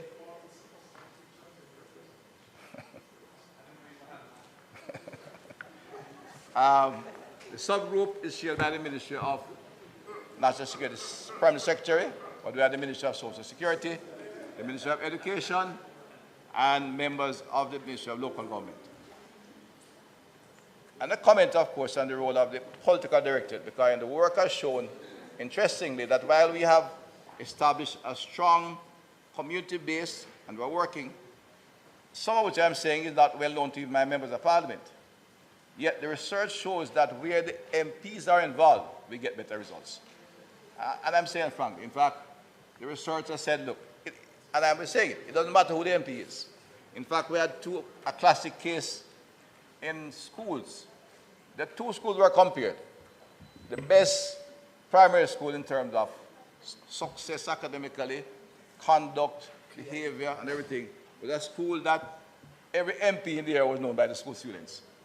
And ironically, the body area and the two MPs, one is from this side and one from the other side, they were well known by the school. And the school was doing very well. Another school, the worst performing school in the island, didn't know who the MP of the council was. Right? And the researchers' view is that MPs, by virtue of what you might call the level of the ability to bring more support to the schools, can make a difference and to get involved in the community as well. So, Mr. Speaker, the model of case managers, community liaison officers working in units extends attention beyond the individual and focus to the entire family. We are looking to improve and expand this model. You'll be seeing some of it in Salt Spring, and all other aspects of the programs required across the island. It's important to recognize a link between criminal violence and its contributing social factors has evolved. While poverty helps to create the environment, it is no longer the main driving force behind criminal violence. The reality is that the proliferation of advanced fee fraud, commonly known as lotto scamming, has given enormous power to some immature youngsters who cannot handle such power. Yeah. The result is violence. It's one of the main drivers of targeted criminal violence that we are seeing and helping, and helps to explain why social overall crime victimization is still relatively low. But we continue to improve our intervention. We are about to start, we are starting another facet of CSSP program, which again will have to be upscaled another time, but we now do what we call an interministerial school support strategy. It came about because, Mr. Speaker, my comment was that we could not stay with unattached youths only, who are left school. We are actually tackling the problem after the event, and we would always have the problem on an ongoing basis and maybe even getting bigger rather than smaller. So, in discussion with all our partners, it was agreed we could spend some money at the school level. And we worked on a program in the Ministry of Education where we see the school as the entry point into the community. We have a particular program working with 34 primary and high schools, so we now have the primary school involved. And much of them relate to zones, but as I said in the beginning, the 105 communities identified by this PIOG are target communities. And as we settle in, and I know the Minister of Finance is keen on financing those areas. As he himself has said to me, we have to be able to afford them because our volatile communities provides a risk to the entire stability of society.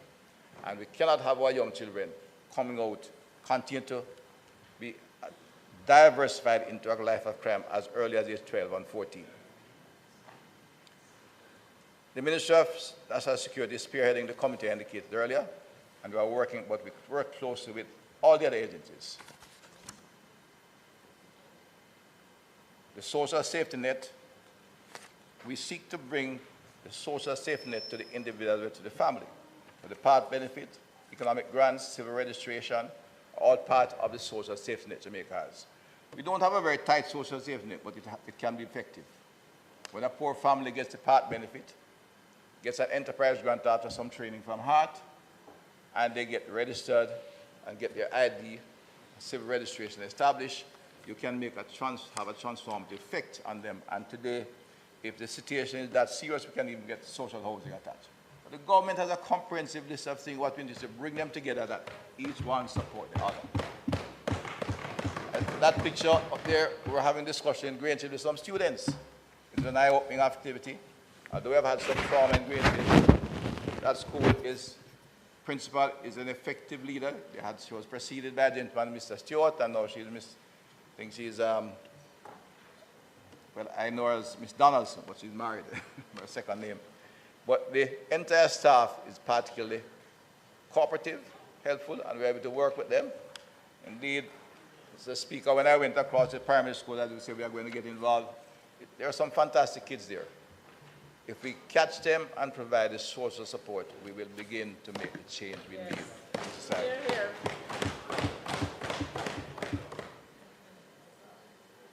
As indicated, the earlier programs were focused on unattached youth and therefore a narrow demographic area, those who have dropped out of school. We're expanding it. The approach we are now use will be sustainable. That was unsustainable and ineffective. Current approach takes a much broader perspective. We're engaging through the schools. We're able to reach the vulnerable families in the community. Upon identifying a child, we move to the family and bring them to the social safety net. The family level and ultimately at the community level. So, for example, when we encounter a truant child, or a child exhibiting troubling behavior, and I want to direct your attention a little bit to that diagram on the screen, but I'll come to it. We treat the child as well as we seek to address the family.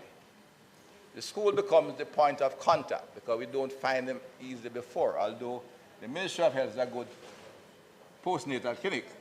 It's not always to find the social problem postnatal clinic. We get them at school so that you can find the truant, the one with abnormal behavior, otherwise the one who is failing to just attend school regularly. And once you identify the child, the case manager, well, the guidance counselor, and in many cases with the school resource officer, and we are expanding that program, and the other persons in the school, some more trained in psychological first aid, will identify the child and take them to get first a psychosocial analysis, and then we take them and get them to the social safety net. Working with the community liaison officer, we can then take them and the CSSB of the police. However difficult the community, we can now take that person to social workers to the family and begin the process of rescuing the family and the entire unit. The police, of course, will have to deal with the gangs. I mean, apologies for that. But the amount of the social safety net includes skill training for unattached youth who may be at home still, for the older siblings, economic support for the parents, path, health benefits for the children. It is worth mentioning even the funding agencies require short-term results, but we are looking at a medium and long-term impact in this activity, Mr. Speaker. The schools themselves have specific initiatives and demand extra special staff, and the minister will look at how some of these schools can be managed. Things like literacy education acceleration program or critical programs. Program and support services, the counseling services, are crucial. And on our display, I indicate what I call the virtuous circle of social investment in our communities. At the school, you have a number of personnel involved, including your guidance counselor at the beginning, who we have to include their staff, school resource officer, there's a case manager, and others who will work with the principals and the staff of the school. And those that need counseling will be taken to the wellness center first for psychosocial services. Diagnostic, social diagnostic is done, and then they are taken to the Ministry of Local Government, Social Security, the training program in the heart, etc., and then on to the family where we have to solve the family's problem. If it works well, I can guarantee that we'll have success. But we are still at a stage, Mr. Speaker, where we are overcoming some of the resistance from institutions. Because there's a tendency, I said, to remain isolated. But I think as we work together at the upper level, the ministries, permanent secretaries, we are getting responses and we'll be able to intervene in many schools. In fact, things like this school resource officer, not only by demand when problems go wrong. The Ministry of Education has a very good system of classifying the schools. A tier 4 school has less than 10% performance in terms of what they require. Those are schools that will have challenges. We are going to ensure that the ministry can call on us and provide school resource officers in all those tier 3 and 4 schools and any school that shows indication of problems. We're going to assign the case managers that when they identify the social problems, they will be able to get into the system, because I said, despite of the appeal that the needy must not be excluded by those who exploit the inefficiencies, there are still problems in getting them there. And indeed, the very poor, Mr. Speaker, you understand, you have a conscience that is, you have some tough areas, we know them. And the very poor is the least likely to approach a social worker. They spend their entire day struggling to survive. They leave a young child in the house with a little sugar and water, literally, and walk the street. They don't have time to come to a meeting. They don't even know when the meeting is being held. It is often dependent on the councillor, the member of parliament, or somebody like that, or the pastor, to identify the problem and take them there. And then what we want to ensure is that they will be properly treated and they will get the benefits deserved on an objective basis, and we can then solve that fundamental issue of criminal tendency among our young people. Mr. Speaker, managing that includes having quality data. I won't go into the details because there's a lot of work, is being done on it. But one of the next thing we'll be doing two major activities coming out of what we have this outlined here. We're seeking to establish better data management and common standards that agencies can discuss the problems with the same language. Here we have challenges. Some of the data in the Ministry of Health, they consider personal. The SDC does excellent data work in the community, but they have no budget. I see so pointed the minister beside me. The Ministry of Local Government is up there. The Ministry of Education have one set of data, and the police have another set of data. Violence, hospital data, violence, victim of violence, etc.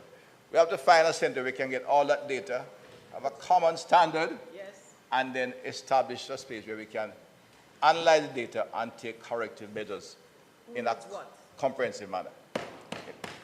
In fact,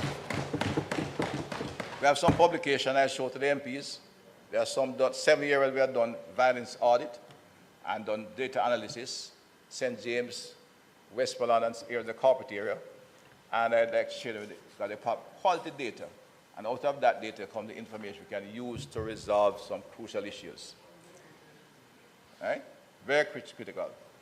Data sharing company in West Kingston, St. James, and Westmoreland, I'm going to certainly give one to the MP because it tells you what is happening in the community.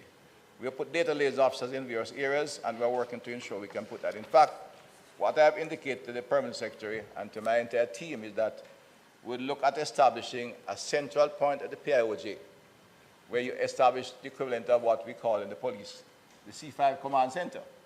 Because the C5 gets all the data required on disorder, criminality, and everything, and we can plan strategically, proactively, and interrupt criminal activity. And they're working well. Because let me go a little bit. Last week, about 2 incidents in Kingston, which demonstrate quite effectively police new position efficiency.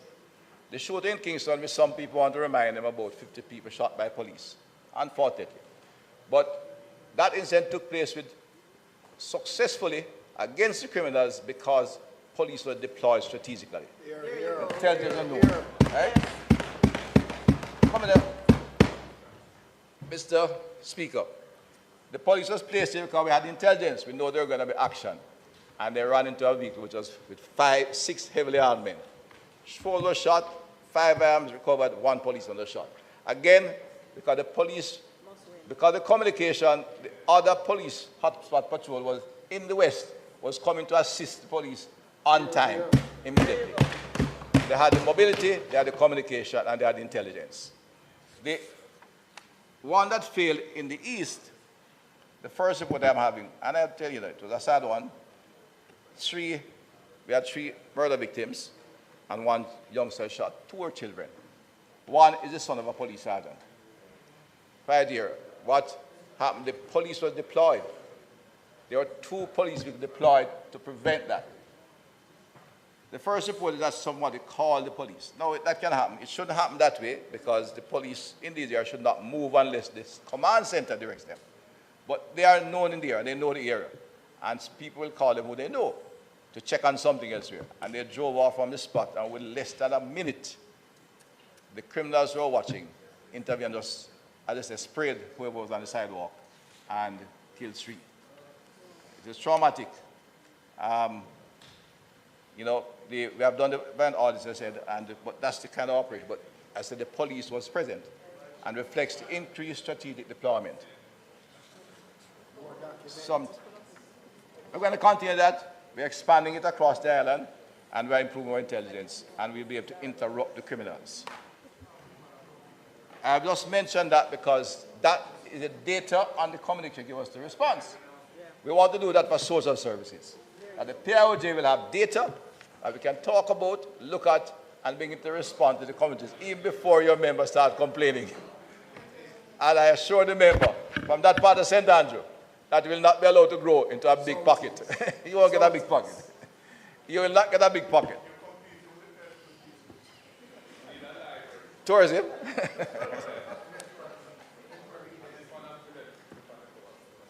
All right. Very much. A lot was done in the Ministry of National Security. Right, indeed. Right.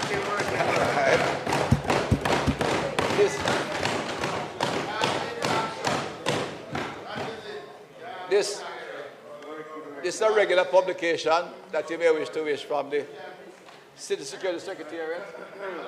The booklet. Live Good is a social program which you can see. If the members go back and see us in Grange Hill, along with the speech. Mr. Speaker, demonstrated in closing, transformation depends on a whole of government approach. We have to have the data, we have to engage all the ministries, and in particular the social service ministries. Health, education, and local government, as Ministry of Labour and Social Security, is what will determine the reduction and sustained reduction of criminal violence in the country. The Ministry of National Security is providing a safe space for them to operate in. That's what our objective is. So transformation depends on the whole of government approach, and strong include community leadership. We therefore welcome meaningful partnerships and collaboration, whether they come from our international partners, the private sector, or non-governmental organizations. In our efforts, we collaborate closely with NGOs such as Project STAR and the Multicare Youth Foundation. These organizations, however, operate within the government's established policy framework. We cannot reach beyond that. Now, we are not preventing anyone from working. We are not saying we will not give you some support, but the government taxpayer support have to come with agents that work with the institutions of government. That's our policy. We're not a service club organization. We are a government company that runs the country. So we link up with these 2 projects because they are working with us. You know, we're not concentrating in Project STAR. Project STAR is working in 2 communities. We are working in 100, and especially 7 zones. They overlap in 2, but it's a private sector-driven operation. They have some resources themselves, and they naturally, in 1 year, they do better than we do. We accept. They can place workers easier than us because when a civil servant calls a company's J down and say, look, I have 10 people trained in truck driving. Will you take any? They hear they're coming from West Kingston or Arctic Gardens. The first day they put the file on file 13 because a public servant calling. They have to do it. That's what happened. On the other hand, if the head of a private sector agency, if the head of a private sector call and say, look, I have 10 trained people. I can assure you they're trained. 10 of them. That's the fact. So you want to focus, integrated approach, not isolated. Projects must be complementary, not competitive, and government institutions must be strengthened to deliver services so that they can be sustainable and remain so in the long run. Mr. Speaker, we'll be ensuring that the entire outline I've given to you will be converted to policy of social intervention for crime prevention, and take to my cabinet colleagues that there can be permanence in the policy itself and a full understanding across the board of what we do. The correctional service I will not spend a lot of time on, but it's crucial that rehabilitation and reintegration of offenders as pillars in crime prevention and community transformation. Here, here. The National Correctional Policy and the visa was tabled in the Green Paper recently. So we have tabled two critical green papers. Today we did the visa policy, which will improve our border control and the framework for border control, visitor arrivals, etc. And our correctional policies in the House, the Green Paper. And it is a pivotal moment for correctional service. Like some of our years of security, correctional service was treated like a Cinderella child. This government is changing that. We're going to ensure that we have an effective, efficient correctional service as well as upgraded facilities. Here, here. Our two, Mr. Speaker, our two prisoners, one is almost ageless, you know. Nobody can tell me how old they are at St. Catherine. They say they're about 30 years old. It was built when the Spanish was here. So you have to go back to 1494. They start building the one in Spanish town. The other one is our slave trading post over 100 years. We are going to change that. We're going to change that. It's a big undertaking, but we have the Development Bank of Jamaica active at work, and that is one project we'll say that in the third term you'll see a new prison evolving out of the plains of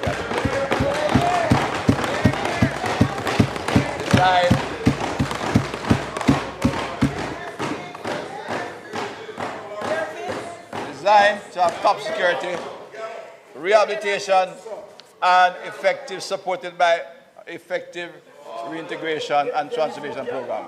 If you can't dream, so I want to. Sit down one side. Sit down. While awake in a dream. Lose boss stars. You're right. He'll never get up first. So come back. I want to welcome the appointment of Commissioner of Corrections, Brigadier Raj Mason, and those leadership. We are confident that the transformation we seek will take place as we build on the groundwork of the Commissioner, Lieutenant Colonel Guerrero, who retired earlier this year. Good men who are working to bring about the kind of transformation the correctional service require, and we have some good officers and workers between the correctional and the probation service that is there to ensure we can reduce the recidivism and restore the kind of public order which in conjunction with the police force. We have taken steps to bring about significant change in laws. Everyone here knows about the Zones of Special Operation, MOCA 2018, Firearm Prohibition Restriction Regulation Act. Amendments were done, the Process of Crime Amendment Act, Process of Crime, Money Laundering Prevention, Trafficking Persons, Criminal Justice Anti-Gang Amendment, Corrections Amendment Act, and of course the Law Reform Zones of Special Operations, Special Security and Community Development Measures. I just mentioned those because we have gone through them in this House, where we have creating the appropriate legal framework for the operation of a comprehensive anti-crime prevention and public order activity. Today we lay the visa policy.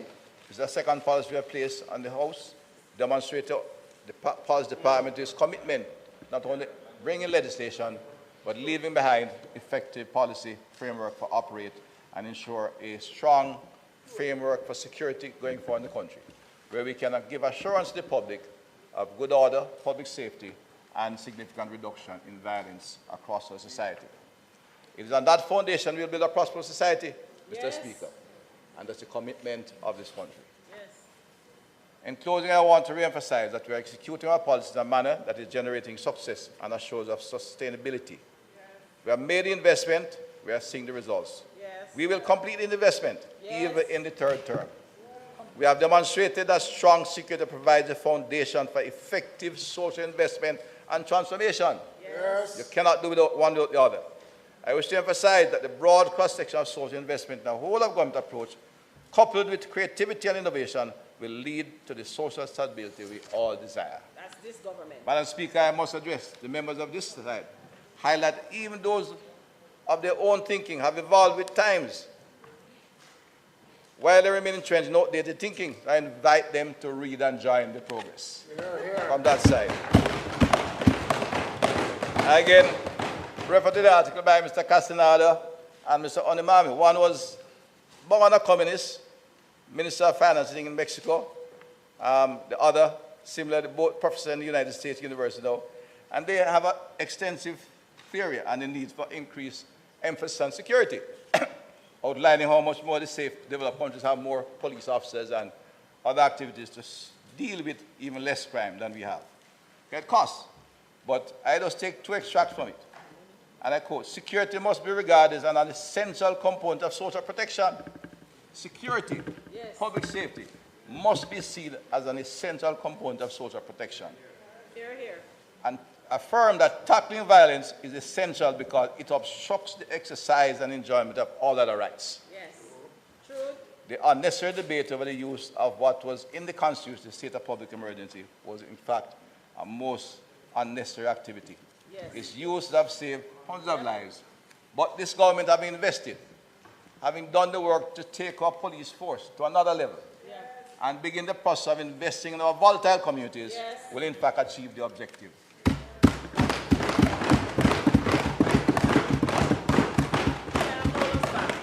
Let me inform my fellow Jamaicans, this is a government of transformation and sustainability. This is a government that is setting the stage for prosperity. Yes. Absolutely. Our critical policy takes us on the right road. Yes. Security protects. Education transforms and empowers. Yes. And that prosperity abounds. Yes.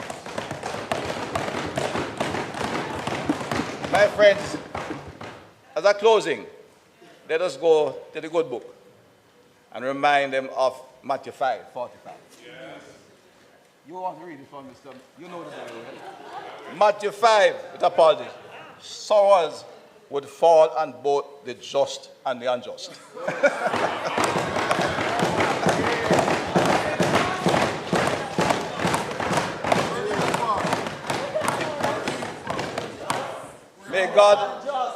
May God continue to bless Jamaica and the government of Andrew Michael Owens. I thank you, Mr. Speaker.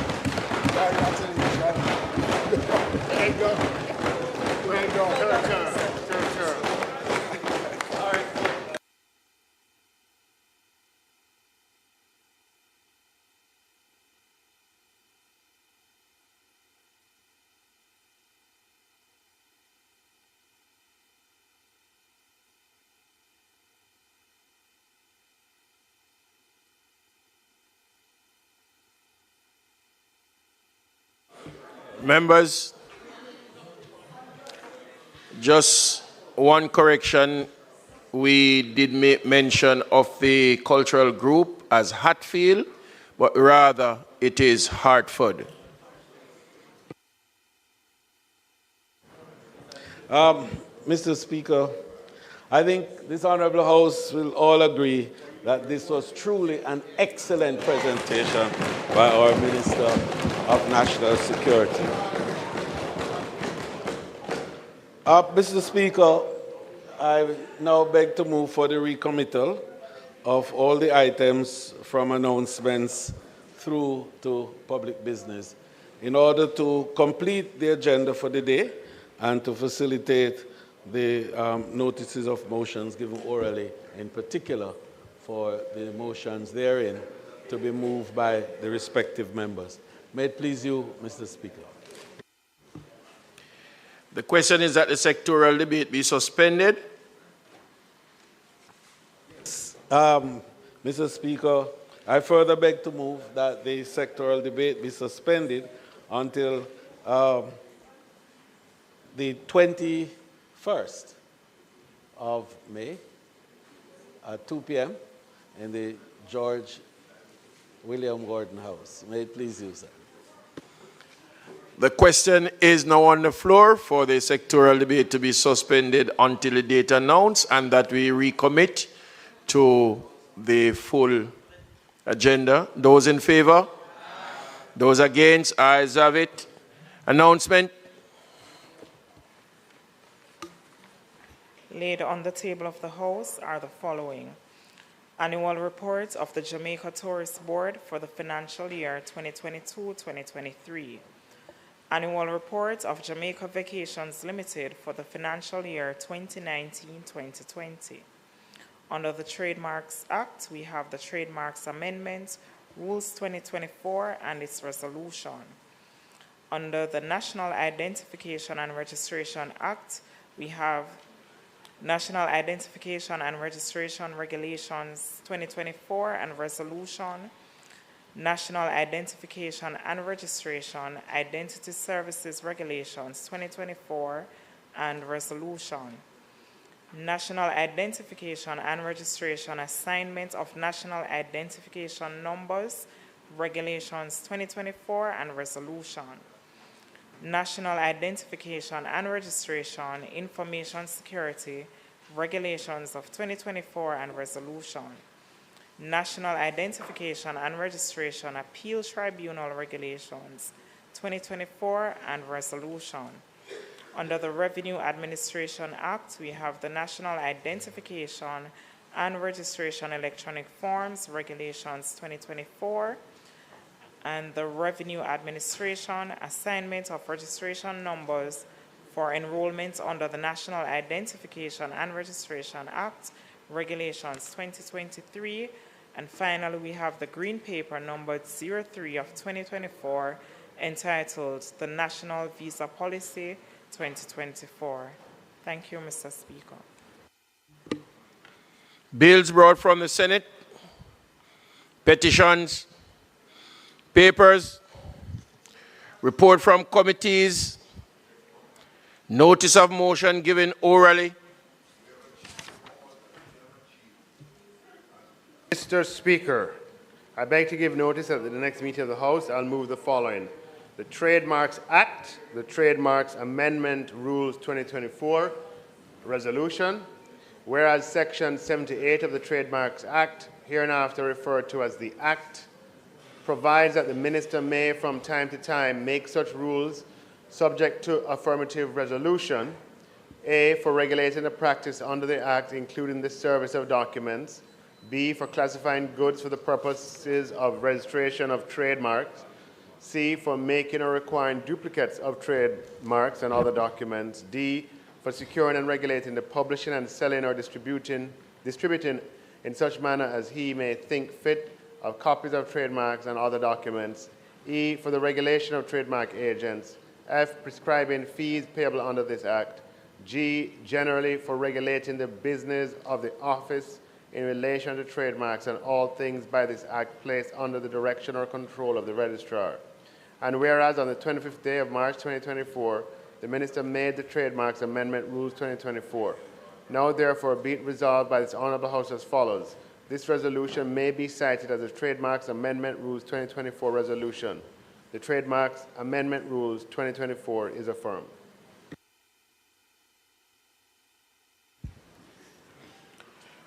Mr. Speaker, I beg to give notice that at the next meeting of the House, I will move the following motions.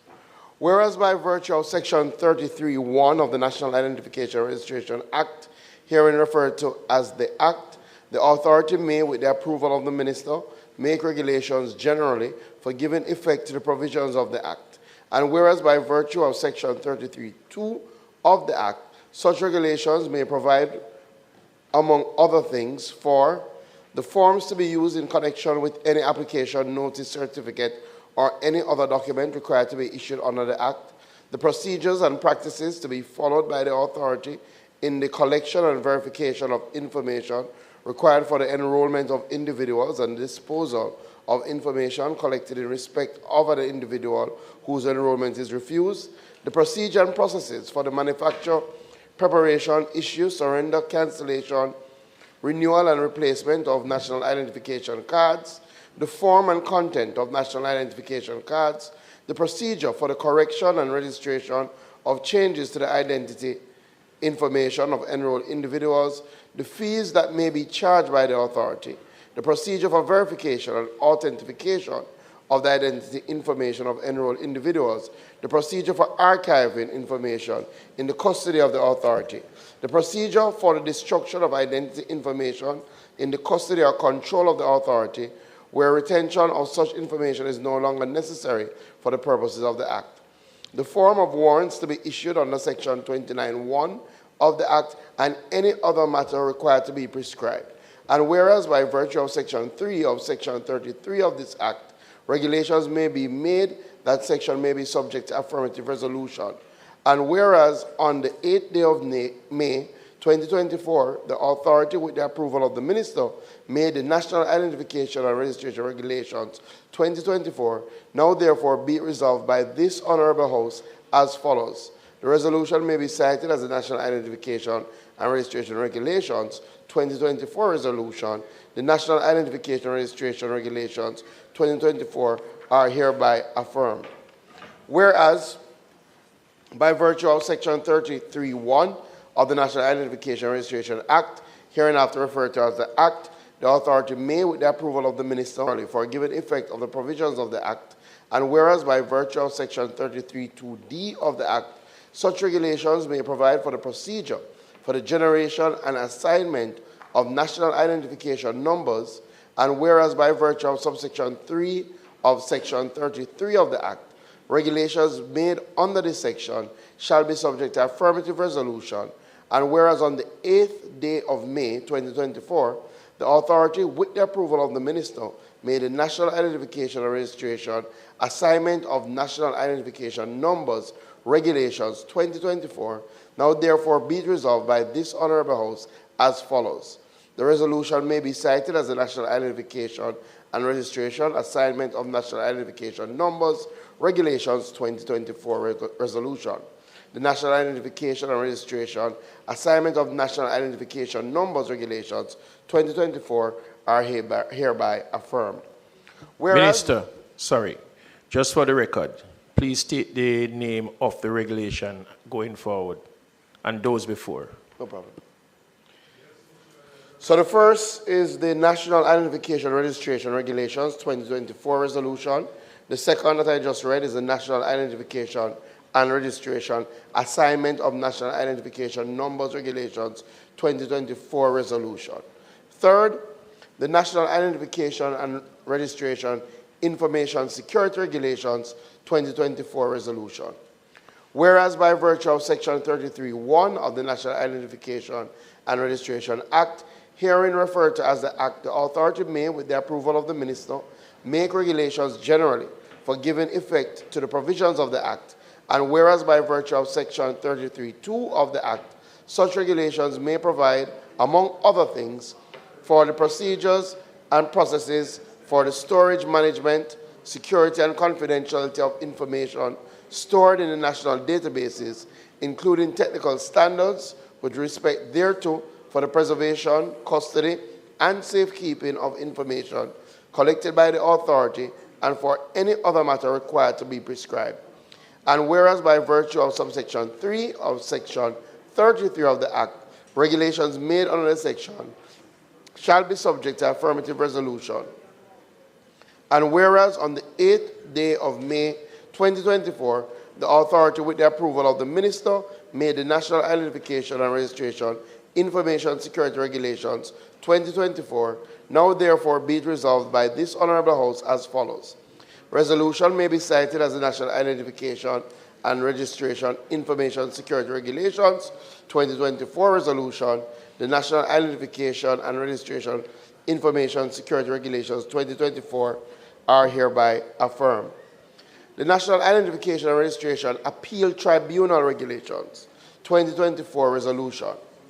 Whereas by virtue of Section 33(1) of the National Identification and Registration Act, hereinafter referred to as the Act, the authority may, with the approval of the Minister, make regulations generally for giving effect to the provisions of the Act, and whereas by virtue of Section 3 of Section 33 of the Act, regulations made under that section shall be subject to affirmative resolution, and whereas on the 8th day of May 2024, the authority, with the approval of the Minister, may the National Identification and Registration Appeal Tribunal Regulations 2024 now therefore be it resolved by this Honorable House as follows.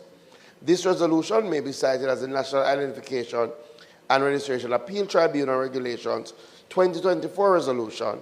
The National Identification and Registration Appeal Tribunal Regulations 2024 are hereby affirmed. The National Identification and Registration Identity Services Regulations 2024 resolution. Whereas, by virtue of Section 33(1) of the National Identification and Registration Act, hereinafter referred to as the Act, the authority may, with the approval of the Minister, make regulations generally for giving effect to the provisions of the Act. And whereas by virtue of Section 33(2)(1) of the Act, such regulations may provide for the procedure for verification and authentication of the identity information of enrolled individuals. And whereas by virtue of Section 3 of Section 33 of the Act, regulations made under that section shall be subject to affirmative resolution, and whereas on the 8th day of May 2024, the authority, with the approval of the Minister, made the National Identification Registration Identity Services Regulations 2024 now therefore be resolved by this Honorable House as follows. The resolution may be cited as the National Identification and Registration Identity Services Regulations 2024 resolution. The National Identification and Registration Identity Services Regulations 2024 are hereby affirmed. Thank you, Speaker.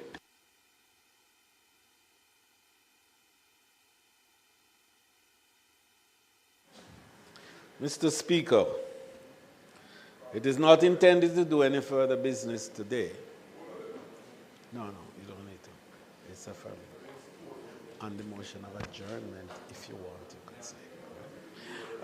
Mr. Speaker, it is not intended to do any further business today.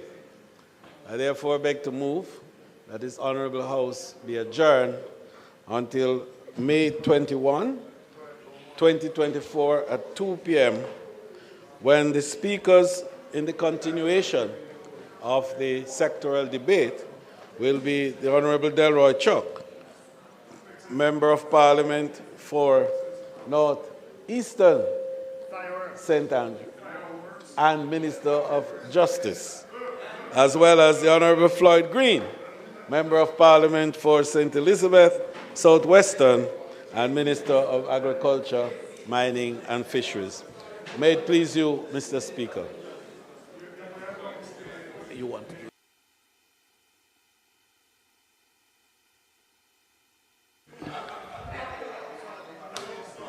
The question, the request of adjournment is on the floor. Those in favor? Those against?